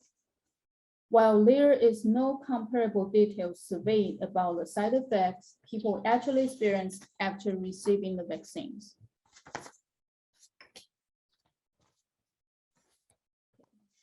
So the cunning rhetoric of KFF is that it assumes people's political opinion sits exactly opposite to the true knowledge represented by capitalized science. They are merely illusions floating in the air without any basis in objective reality. KFF survey does take into account people's social reality, such as their education and their income level, but at the same time, it suggests a later structure that people with lower education and income will have a distorted outlook. Obviously, what KFF suggests here is not a Marxist insight that people of different classes who have different worldviews, but a capitalist assumption that the losers in the systems are those rolling at the bottom of the cave, furthest from truth. Presuming the divide between science and politics, KFF assumes that there is a divide between people's social reality, which produces perception private and twisted, as compared to an objective reality dictated by science. Such rhetoric works only if we presume that vaccines are safe, effective, and ethical, that its production involves no human interest. Putting together the rhetoric of Biden and of KFF, now we have a picture of the political power gaining authority by the virtue of science, and at the same time condemning its opponents as the irrational mob. But what are we missing from the picture? 6,490 people died after receiving vaccination, whose causes of death, however, are neither scientifically proven or politically recognized. I should add that in Taiwan, we have about 600 people died after vaccination. But not in the US, not in China, because in China we have a different kind of vaccine, and that's basically that virus, but not the mRNA or virus vectors vaccines, which are more dangerous, I sense. Okay. As of August 1, 2021, it is still difficult for US citizens to acquire compensations for any severe side effects or medical complications due to COVID vaccines. For these new vaccines are not covered in National Vaccines Injury Compensation Program, nor is the pharmaceutical industry held accountable. People's attitude toward the vaccine in the US are so divided, perhaps not only because there are too many stubborn people who are anti-science, but because the other half is too invested in the authoritative science. It might have been the other half who's loud and rude to condemn those who have reservations toward vaccine as being irrational and politically biased.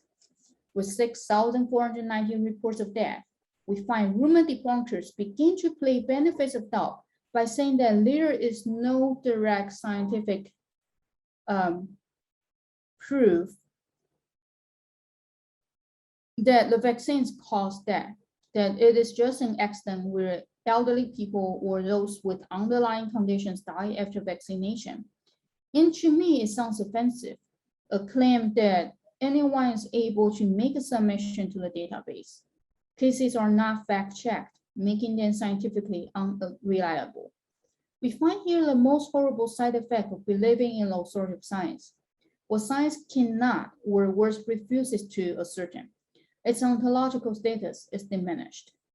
Science does not need to prove that it does not exist. Rather, it does not exist if science does not grant it a birth certificate.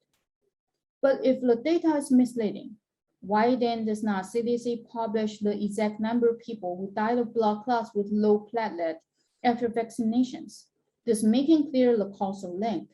Something is amiss here, to the point that the reasons of death after vaccination are now delegated into the hazy zone of political perception. Okay. So the final part, what to do.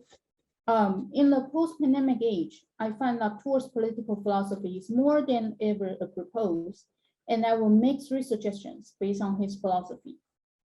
First, understand that vaccination is a hybrid between humans and non-humans. The mRNA and viral vector COVID-19 vaccines can alter our DNA is a fallacy, but it is true that they deliver instructions to our cells to start building protection against the virus. In our dire attempts to build herd immunity against the viruses, much of the hassles occurred, however, because we imagine vaccination is a scientific feat, rather than a complicated interaction between the vaccine and the human body. Most often, we hear emphasis that the vaccines are safe, rather than more specifically that the vaccines are safe for healthy people and effective for those who have a sound immune system. We see that CDC urges people to get vaccinated even for those with underlying medical conditions, such as HIV or a weakened immune system, cancers, high blood pressure, and diabetes, because these are groups of people who are more likely to get seriously ill if infected with coronavirus. At the same time, we read multiple disclaimers on the CDC website that for these groups of people, neither the safety data nor the evidence that they can produce effective antibodies are available. On what ground the CDC allow people with a compromised immune system to receive vaccination, if for them it is neither proven safe nor effective? CDC is indeed being presumptuous here, and can we blame a patient going through painful chemotherapy if she felt like a guinea pig to modern medicine when asked to get vaccinated? In the Constitution of Modern Divide, we have wrongly assigned vaccines the certainty and authority of science. And imagine those who are skeptical about vaccines are those with a stubborn political bias. But if we understand vaccination as a collaborative effort of our medical science soliciting the responses from our immune system, and metaphysically as one of the most notable hybridizations that is often overlooked by the moderns, then we will immediately realize just how presumptuous when we say vaccines are safe and effective. It then would sound like a man bragging about his good genes and that his son is smart and successful without mentioning his wife at all. We would then have more care and caution toward the invisible half. We would then recommend vaccination based on the state of one's immune system, and we would need to have a careful assessment on each individual's medical conditions before we administer it. Okay. So second, reject the authority of science and collect our courage for the reality obscure and unknown. When the modern divide persists, while the modern divide persists, our material environment has changed drastically. After the year of 2020, we find that coronavirus floods, forest fires, heat waves, and snowstorms are threatening people's survival, even in developed countries. Our science ceased to take control of things and protect us from the assaults of nature disasters. Can we put out a pandemic? Can we reverse the global warming? What we have is rather trial and error. In the post-pandemic age, we just have to learn how to make decisions and take actions without having the guarantee of certainty. But the President of the United States is claiming undue certainty, while at the same time, some skeptics will not get vaccinated unless they feel certain that vaccines are safe and effective. For both sides, unfortunately, this certainty is gone. The pandemic challenges us to take measures without knowing the outcome in advance. Paradoxically, this courage to live with uncertainty may, in fact, I propose, be a more empowering attitude to face the pandemic. To speak to a skeptical, the media cannot simply say, if you do not get vaccinated, you will die, but rather answer to their doubts by agreeing with them that there's risk, that we, like an entrepreneur who opens up business in the world, hope that we will eventually be successful only after evaluating and balancing every factors. Third, understand that our endeavor is a collaborative effort between political choices and scientific measure. Today, as we are facing unprecedented crisis, the decisions are never made only by the monarch of science, as Biden claims in the White House statement. Rather, they are collaborative choices finally made when balancing between human values, scientific possibilities, material circumstances, and most importantly, everything has to be achieved with devotion and sacrifice, and at the same time incur irreversible and unforeseen consequences. Think about, for example, our conception about how dangerous coronaviruses are, and our measures against them accordingly. In the United States and United Kingdom, the idea is that after vaccination, most people will not fall critically ill and could thus reopen the country. But China, on the other hand, well before the vaccines are available, chooses zero tolerance against viruses, which means routine quarantine of people having a travel history, frequent locking down of the infected neighborhood, and tests of massive scale. In China, the front line of the battle against the virus is not the immunity of each individual, but rather an entire nation that devotes enormous human labor and economic expenses. China is making a better choice if we think in terms of the damage the coronavirus directly caused. A total of 4,636 deaths in China, whereas in the US, the number is 645,000 as of August 23rd. If Biden claims that people die because they are so ignorant so as not to get vaccinated, China's alternative example shows that Biden is politically incapable to convince people to get vaccinated. To have an airtight shield against the invisible virus as it is in China, or to convince everyone that the new vaccines are safe and effective as it is in the US, both require a cohesive social infrastructure that can be quickly mobilized. If science gains its authority by being able to mobilize a long chain of collaboration of things, such as that we are able to build a Wi-Fi network of global scale, then in the post-pandemic age, we have to rebuild our politics so that we may mobilize both people and things. Can we distribute vaccines and medical resources to underdeveloped countries? Can we all change our industrial structure to achieve carbon neutrality? These are the questions that we are facing. If in a capitalist society, people imagine that they are free to do whatever they want in pursuit of their individual happiness and success, I think in the post-pandemic age, we have to understand that much of the human efforts, international, governmental, and personal, will have to be devoted to mitigating the impacts of colossal disasters. Latour's political philosophy is clear that we can mobilize those who can mobilize everyone and everything and organize them into an effective system will be the winners and survive. Liberalism is an illusion. We need collective efforts to earn a more sustainable living environment. To counteract the divide between science and politics, Latour proposes another model called research, which collects human efforts from all departments to face the crisis of unprecedented scale. Quote, when science has certainty, coolness, aloofness, objectivity, distance, and necessity, research appears to have all the opposite characteristics. It is uncertain, open-ended, immersed in many lowly problems of money, instruments, and know-how, unable to differentiate as yes between hot and cold, subjective and objective, human and non-human. If science strives by behaving as if it were totally disconnected from the collective, research is best seen as a collective experimentation about what humans and non-humans together are able to swallow and to withstand.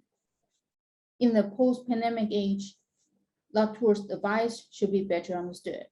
The crisis we are facing is not a pandemic of the unvaccinated. It is rather a pandemic that challenges us to convince and collect all possible efforts of humans and things into a viable collective. That's my presentation. Thank you for listening. Awesome. Okay. Thank you. That was great. Can we, are we moving into kind of a roundtable at this point? Or So we can now really discuss our ideas. I think Micah and Niki, you guys have nicely overlapped, right, about the separations between human and things. So. Yeah, there were definitely some cool overlaps there for sure. I have a few actually comments. I don't know if you'd like me to start. I don't know. Yeah, sure, of course, Niki. Okay, so I have two specific ones. Well, to both of you, I'll address Micah first, if that's okay, since he presented his paper first. So I had never encountered the concept of sincerity in Nietzsche, to be honest. And that's very interesting because, as you know, as I've already discussed, sincerity is one very important relation in Triple O. So I don't know this. I don't want to put you on the spot or anything like that, but I was wondering whether you have any thoughts about this. Also, I heard you mention that the need for an ethics in Triple O. There is a book called, I had mentioned Dante's Broken Hammer in which he actually discusses the possibility of an object-oriented ethics.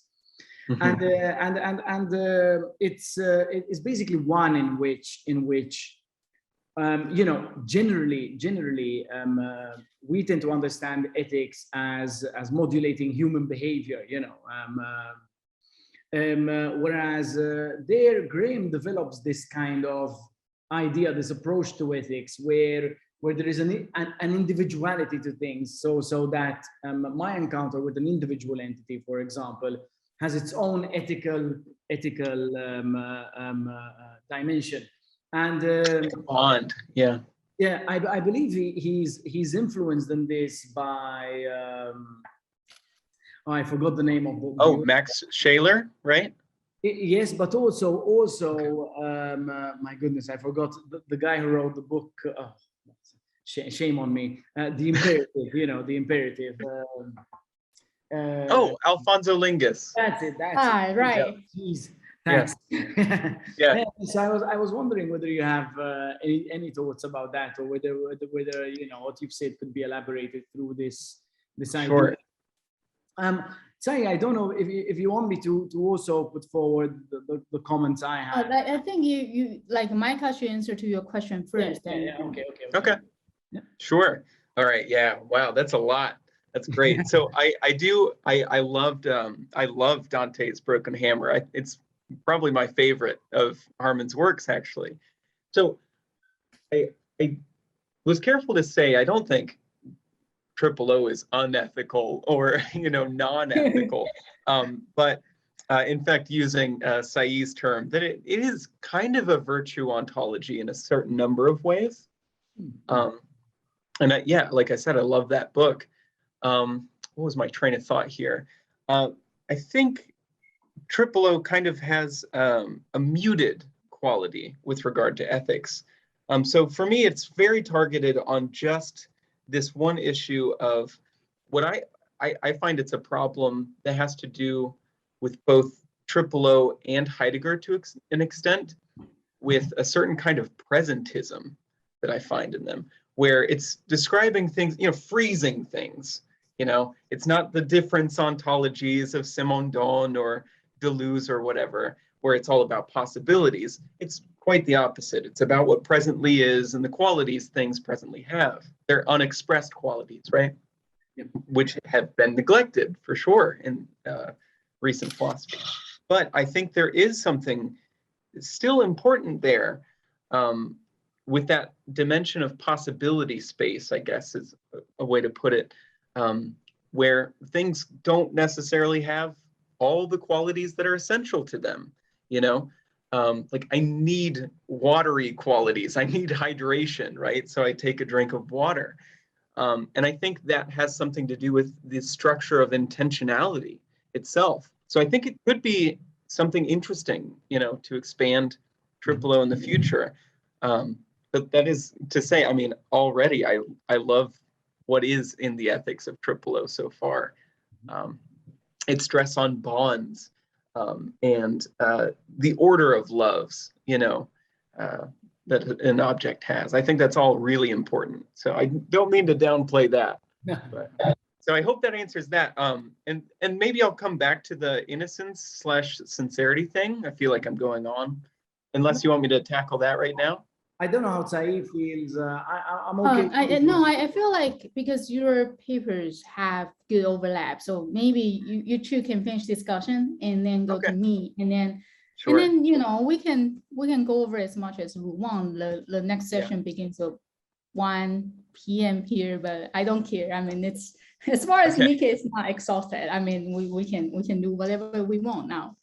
Cool. Niki, could I then ask you to specify what were you saying that you've never thought about Nietzsche in kind of the terms of innocence? Was that kind of what were you saying? Yeah, because I was wondering whether there is some connection between Harman's notion of sincerity and this. I don't know. I haven't thought about it. So. Gotcha. Sure. So it's in a footnote. I had a decent long section about it in my essay, shoved it in a footnote. Don't forget, I'm ultimately also a Derridian, so I tend to take notice of footnotes. Oh, good. They're very important, right? So for Nietzsche, it's kind of one of the most beautiful phrases in Nietzsche for me is that love is what's beyond good and evil, right? It's not that it's not just this moral relativist claim, right? Oh, we're beyond good and evil. It's like, no, love takes us beyond the courtroom scenario of justice, right? It's a different kind of justice where things are already in harmony, you know? So I read that as being a very important part in Nietzsche, to look at the world innocently. For example, he uses the same analogy that Heraclitus uses about describing the world as the kind of innocent play of a child in front of a board game. And so he uses that, right? And he says, you know, you can't do the whole eternal return thing. You can't impose your own justice on the world until you're looking at it innocently, but beyond good and evil, and able to come up with your own fresh take on things. Of course, I'd say he doesn't go far enough. It's always going to be this circular, solipsistic kind of sincerity. Like, I love this thing. But yeah, so I think it's an interesting area that I'd like to develop further with its connection to O. The innocence and sincerity. In Dante's Broken Hammer, Harman has another term, attachment, right? Yeah. So that's he's talking about throughout the entire book. I just want to mention that. I have a comment for Micah. Okay. I really just enjoy how poetic your writing, your style of writing is. I feel like the style is almost Heideggerian. And there is and there is a depth to it. Like, we cannot just quite literalize immediately the phrases that you are saying. For example, it's justice, truth, doing justice to reality. These are poetic sentence phrases with resonance. Like, we cannot immediately pin down what it is. It is aesthetics. It has that. And what really strikes me here is, so you and Niki, I think you are talking about more or less the same central prominent philosophical issue, and that's the divide or separation between humans and things throughout the history of philosophy. But your keyword is justice. And so in our modern language, we have this divide between the human world and the natural world. So we would think, okay, justice belongs to human. It is ethical. It has to do with what we should do. Whereas with nature, it's mechanical. So we can only say what it is, right? So on the one hand is prescriptive. On the other hand is descriptive. But then you go back to the Greek root of it, and you realize the word justice cross the two realms. So justice means also water course, it means causality, it means the way it is. And then if we continue to read this to our modern philosophy, you realize there is, as you said, a mute quality in O, because O is already not what reality is. It is how to do justice to reality. This is how should we understand reality. And I think for me, this is the most significant contribution that you're making in this beautiful paper of yours. Thanks. I mean, in Chinese philosophy, we have Tao, or the way, right? And that's not as radical, because the way means it's both human and both nature, but humans are learning from nature, as pre-Socratic philosophers are doing too. But way is Tao, or the way is simply the way we do things, the means we do things. So it's more objective than having justice or decay, and that's I think a balanced mixture of what things are, or in what we should do. And how would you just further tell us about what your thought on this? Oh man, I'm not sure I'm going to be able to give a super coherent answer. But just something that struck me near the end there, what you were talking about is there seems to be something interesting with the resonance of balance in the way, right, in the Tao, that we kind of don't, that I haven't seen in the DK metaphor, you know, in my deep dives trying to understand it. Kind of, it has similar aspects, right? It's this flux, or the quanta continua, right? The flux versus the stability. It shares those kinds of qualities, but that kind of intrinsic imperative for balance, I think, is really interesting. So that's something I would just need to read up on more, honestly, to try to give a proper answer to.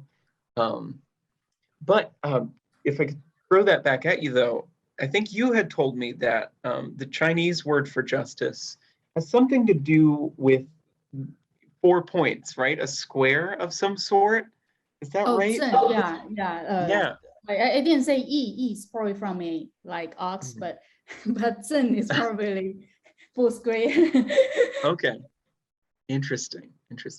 And yeah, does that have kind of, could you tell me kind of what connotations that might have? I guess, well, I was, see, I'm not an expert here. So I was telling a story about Confucius, and he's like, if the meat is not cut square, I wouldn't eat it. If the mat he sits on it is not placed squarely, then he can sit on that.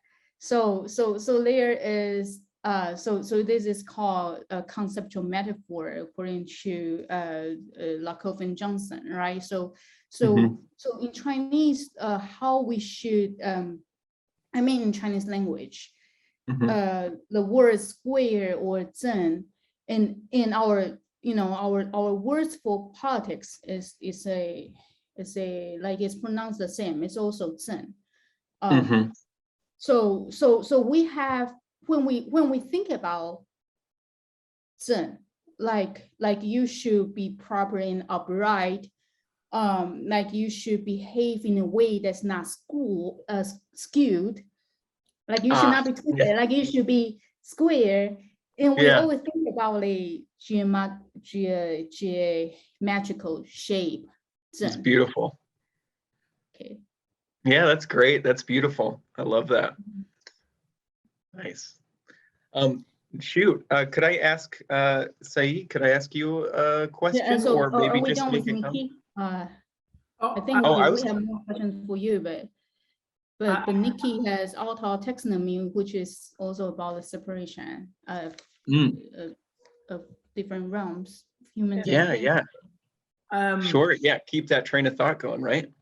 Okay. I don't know. I had a comment for Tsai-yi. I don't know if you want me to. Oh, okay. So it's my turn now. Okay. So Micah, you don't have comments for Niki, no?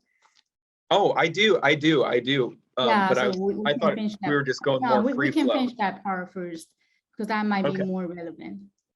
Okay. So would you like me to give a comment on Niki's? Okay. Let's see here. First of all, just very interesting to, there's not enough work out there done about Triple O's, the term sincerity, right? And especially comparing it with allure, I think that's just fascinating. But I think there was, let's see. Oh yeah, my question had to do with ecology and the relationship between you, more than a lot of people I've heard when talking about Triple O, you are really good at talking about what's already robust about its relation descriptions, right?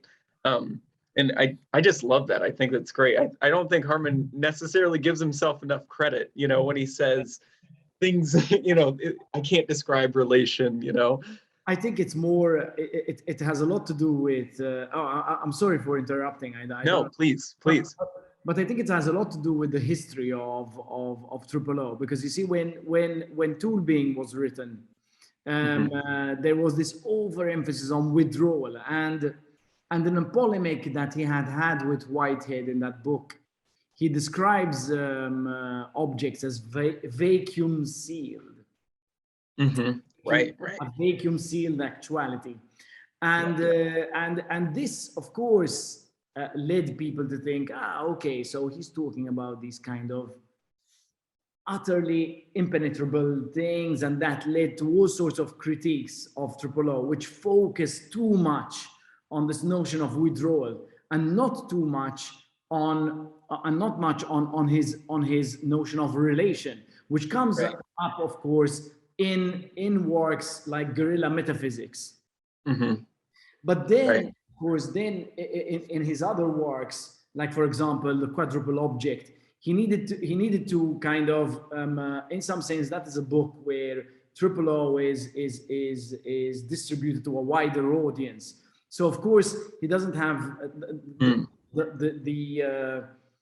he can't spend too much time talking about this in that book. So instead, what happens is that triple O becomes associated primarily with withdrawal and not with relation, which I think is very unfortunate, and which, as you rightly pointed out, not a lot of work is done on relation in triple O, precisely because they assume that triple O is anti-relational as opposed to for sure. Oh, that's great. So I kind of, in that vein, I was wondering, when it comes to the ecology of the relation of things, if you would go as far as to say that allure has something to do with maybe what you would call, I guess I'm asking if you would go as far as to call allure a kind of intentionality, or to use the Heideggerian term, like a kind of concern or care. I wonder just if you've ever had any thoughts like that, any resonances around that. I had these kind of thoughts. Okay, I'm going to wind through this, so it's a bit because I've had this thought in relation to the notion of panpsychism. You know, kind of sometimes triple O is associated with panpsychism, and I think that it is both correct and incorrect to associate triple O with panpsychism. It is correct to the extent that for triple O, all things have a psyche, right? But it is incorrect insofar as that, as many people tend to associate a psyche with a kind of human quality. So they tend to associate intentionality with human intentionality, or they tend to associate care as being an exclusively human quality, which is exactly what has happened in philosophy, actually. I would say that these kind of philosophies confuse what we mean by panpsychism, because when we say that the psyche belongs to everything, triple O is not saying that all things are conscious in the sense of having an intentionality in the way we do, but rather it just means that intentionality as we know it in our experience is simply a manifestation of something that exists in a more basic form in the rest of the universe. That the rest of the universe has, and of course this is very similar to our Russellian monism. You know, if we go into analytic philosophy and the philosophy of Bertrand Russell, and and recently there has been a very interesting philosopher called Philip Goff, who has done a lot of work on panpsychism. And there are so many parallels between Goff's work and Graham's work, but unfortunately, I don't think Graham has read Goff much, and vice versa. So one of my projects is to try and bring them into dialogue very soon. I think about this, so there is a link between, but so sincerity though is very much like an intentionality, and so is allure, because allure, something I forgot to mention maybe earlier, sincerity must already be there for allure to be produced. So of course the Right. sensual object can only be separated from the sensual quality because there exists a sincere relation between the real and the Yeah. sensual to begin with.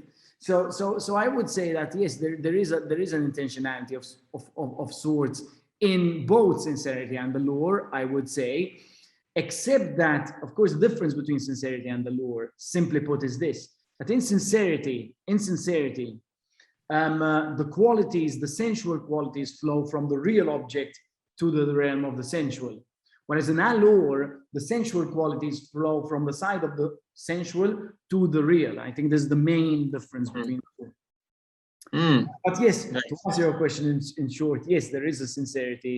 Sincerity and allure are both forms, I think, of intentionality, as long as we bear in mind that intentionality is not to be understood in terms of cognition as we humans understand it. Right. Right. Fantastic. How about that? What a great link with Philip Goff too. That's awesome. Yeah. But overall, very cool. So did you have another question for Niki? No, I think, yeah, I am ready to take your questions, comments. Cool. Okay. Sweet. Sweet. I don't know if you want me to start or Whatever, I mean, whichever Okay. you like. no, it's more of a comment than a question, which I think is tied to both mine and Micah's paper, because you spoke about something quite interesting here in terms of where you've emphasized that the vaccine is a hybrid, of course, of humans and non-humans, of course. And we tend to think of vaccination as a scientific feat. I very often see this in these new.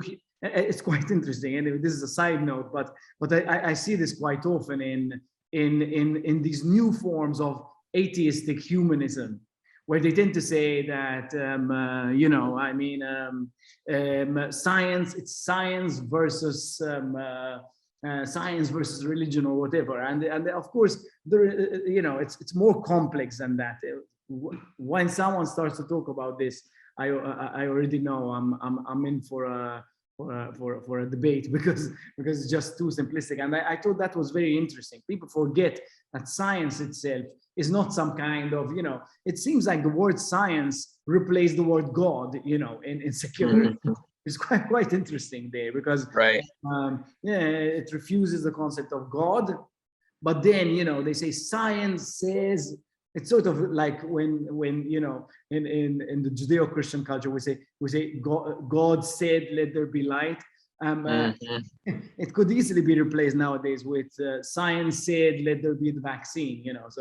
It's quite interesting that people forget this. But also you spoke about, and I found this very interesting, Tsai-yi, because you talked about a collaboration between the political choices and the scientific measures, and scientific measure. And perhaps what I wanted to point out here is that, this science and politics, the concept, let's call them qua objects, right? Science and politics itself are themselves hybrids of other objects, which are in turn hybrids of other objects, and so forth.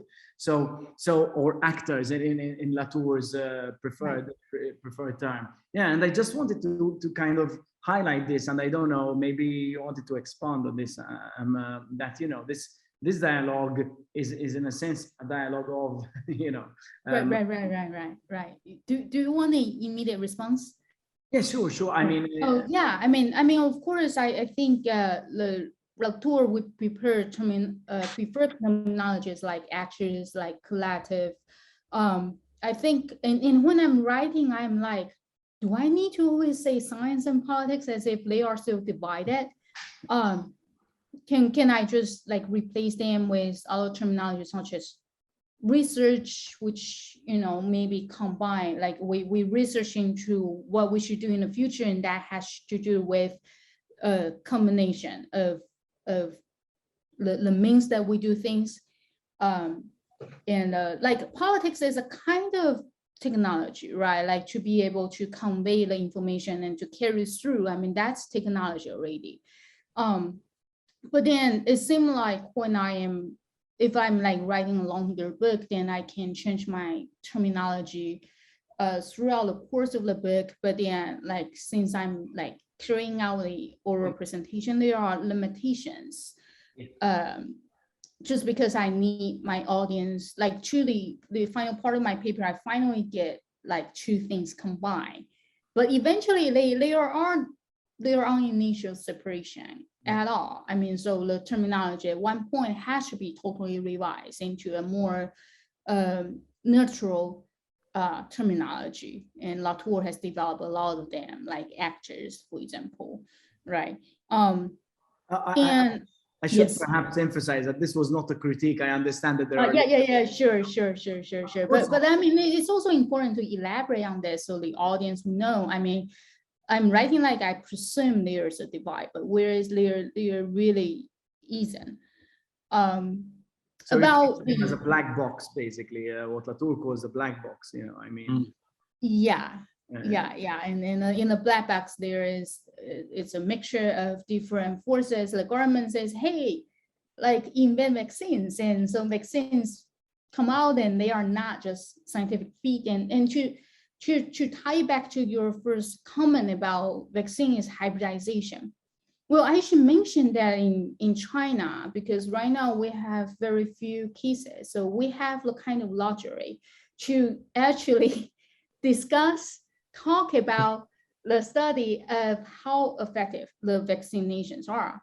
And they are actually not as high as the figures that you see in the United States and other countries. I mean, they are breakthrough cases, of course, and there are people who have weakened immune system, of course.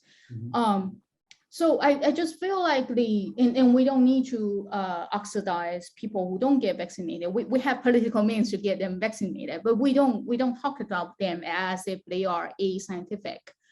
We are not trying to say who you are ignorant.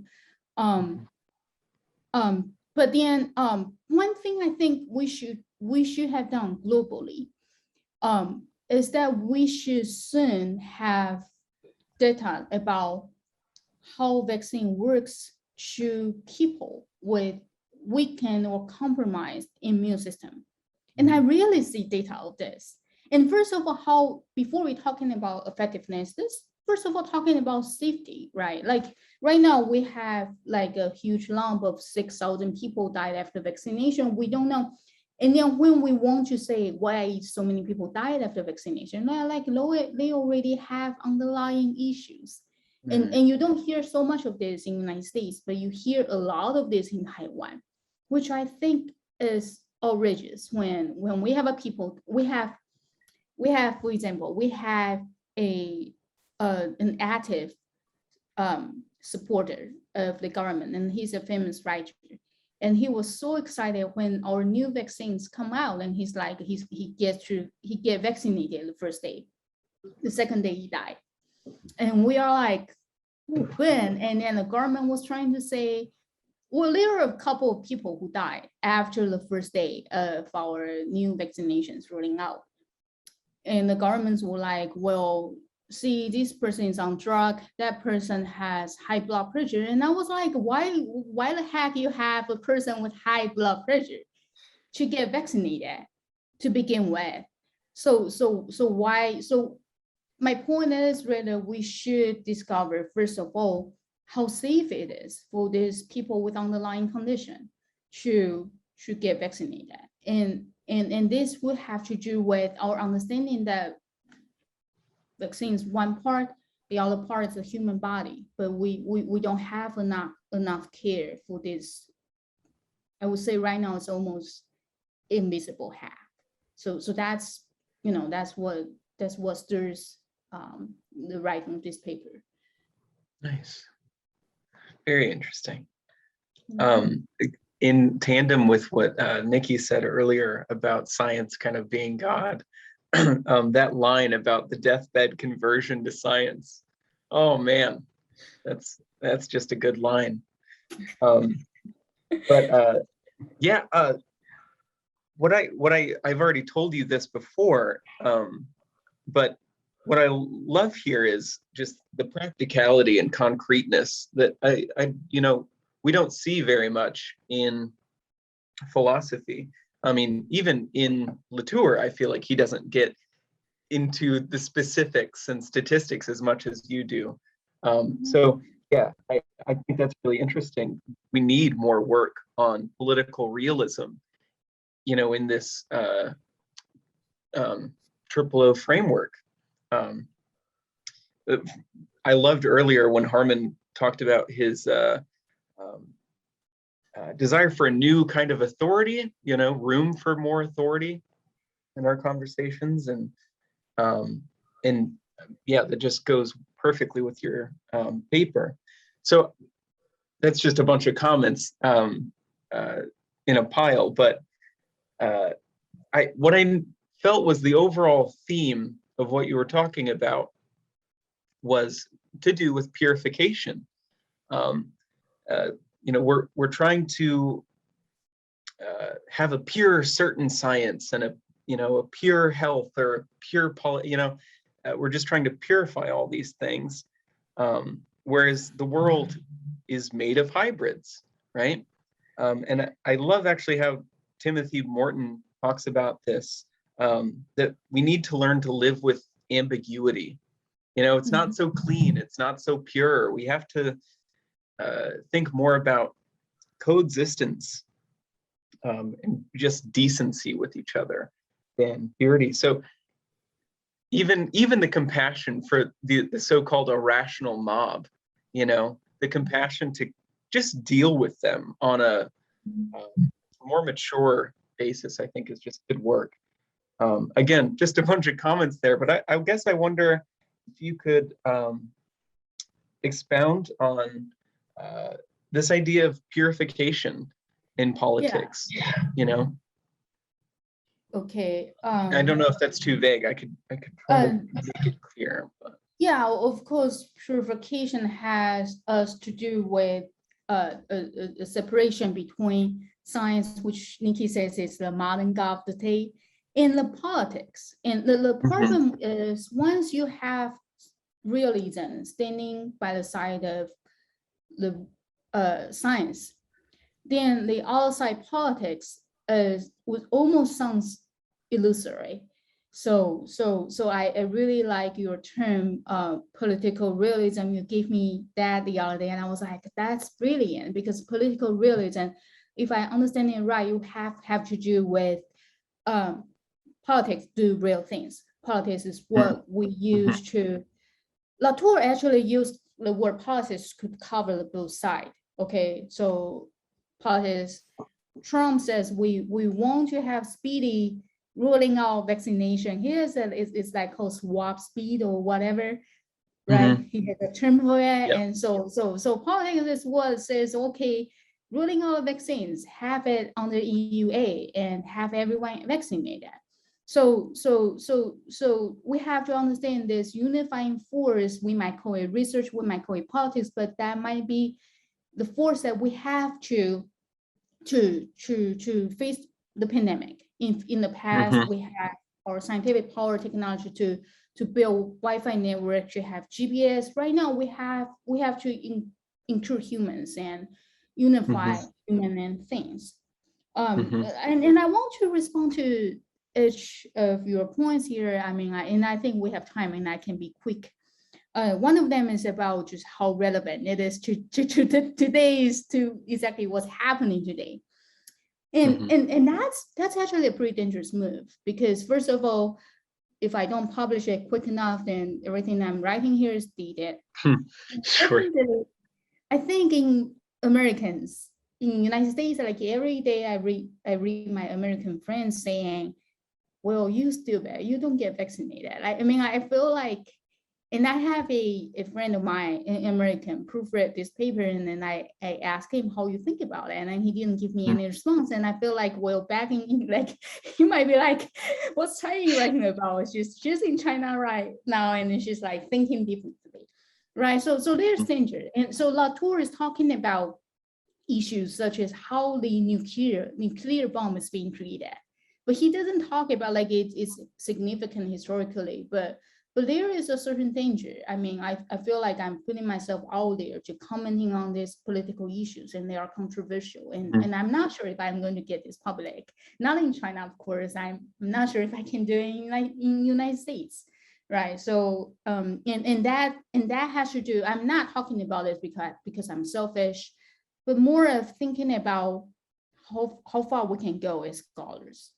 Can we stand in the front line and be so politically active to talk about exactly what's happening right now? And I'm just doing this small attempt here to, you know, to present a paper to two different of mine. I mean, if Harman were here, I would be stressed too, because he's talking about authority of the government, right? And about, you're talking about living with ambiguity and living with uncertainty. I think that's one thing. I mean, Harman has it. Harman developed a metaphysics in which there's no certainty, and I think that sounds so simple, but that's exactly a significant change of the post-pandemic age. If in the past our technology used to protect us from whatever, like think about in the past, we know how to, if there's a storm coming, we know how to say don't fly right now. We have weather forecast, there's a storm, so we don't fly. But right now we cannot protect ourselves from this, you know, I know there's a storm that strike, we hit our lives, I think, right? It's a huge hurricane that just named the United States the other day. What's called like Ida. So think about this. I mean, uncertainty, not in terms of our idea, not in terms of, oh, we don't know where God is, but uncertainty in terms of our material environment, in terms of our survival, in terms of our human future, in terms of whether we can reverse global warming. And that's what carries what our thinking, which might be abstract, down to material labels, but still in universal scale or global scale. So that's what I was interested in today. Nice. Yeah, certainty and purification cause blind spots. And I think you showed that really well with how we ignore these fringe cases, you know, of people getting sick after the vaccine and stuff, you know, like this purification, you know, we have to keep science pure, is actually causing a blind spot within science, you know. Yeah, I think the blind spot is there are people dying, and we are like, oh, science didn't prove that. Science didn't say they died after vaccination. So and this is political perception. So people died, and you think that's political perception, and you think it's political perception when we are skeptical about vaccination. So and that's very serious problem, I think. Right. Yeah. Awesome. That's cool. So should we wrap up with our roundtable now? I think it's been productive, and yeah, it's been a great conversation. I love talking to you both. Yep, same here. I've learned a lot as well. Yeah. Sweet. Well, sweet. Thank you, Niki, for staying up late with us. Yeah, man. Thank you for inviting me. It's been great. I think unfortunately I can't stay for the rest of because I need to catch up on some sleep before you know. I have sure. And they will be coming here soon, and it will be very okay. So I mean, Niki, feel free to sleep for the rest of the night, right? Well, it's 6 a.m. right now. Well, for the rest of the day. I'm hoping to sleep till 11. Unless they can. Yeah, you sleep in your parents' house. That might feel nice. Give us some pictures of your island, right? Oh, right. I'm actually right now. I'm in you know, I live. For those who don't know, I live on the island of Malta, you know, which is like a tiny, it's like 30 kilometers across. Can you believe? I mean, if you can imagine that the airports, the landing strip in the airport is half the island, you know, like it's half the island. That's how small it is. That's and right amazing. Now, Yeah, and Malta is actually a collection of islands, a group of islands, an archipelago. And right now I'm on the sister island in my parents' summer residence anyway. And Sweet. yeah, so. Well, yeah. So I hope you can go into the field after today's conference and give us some pictures.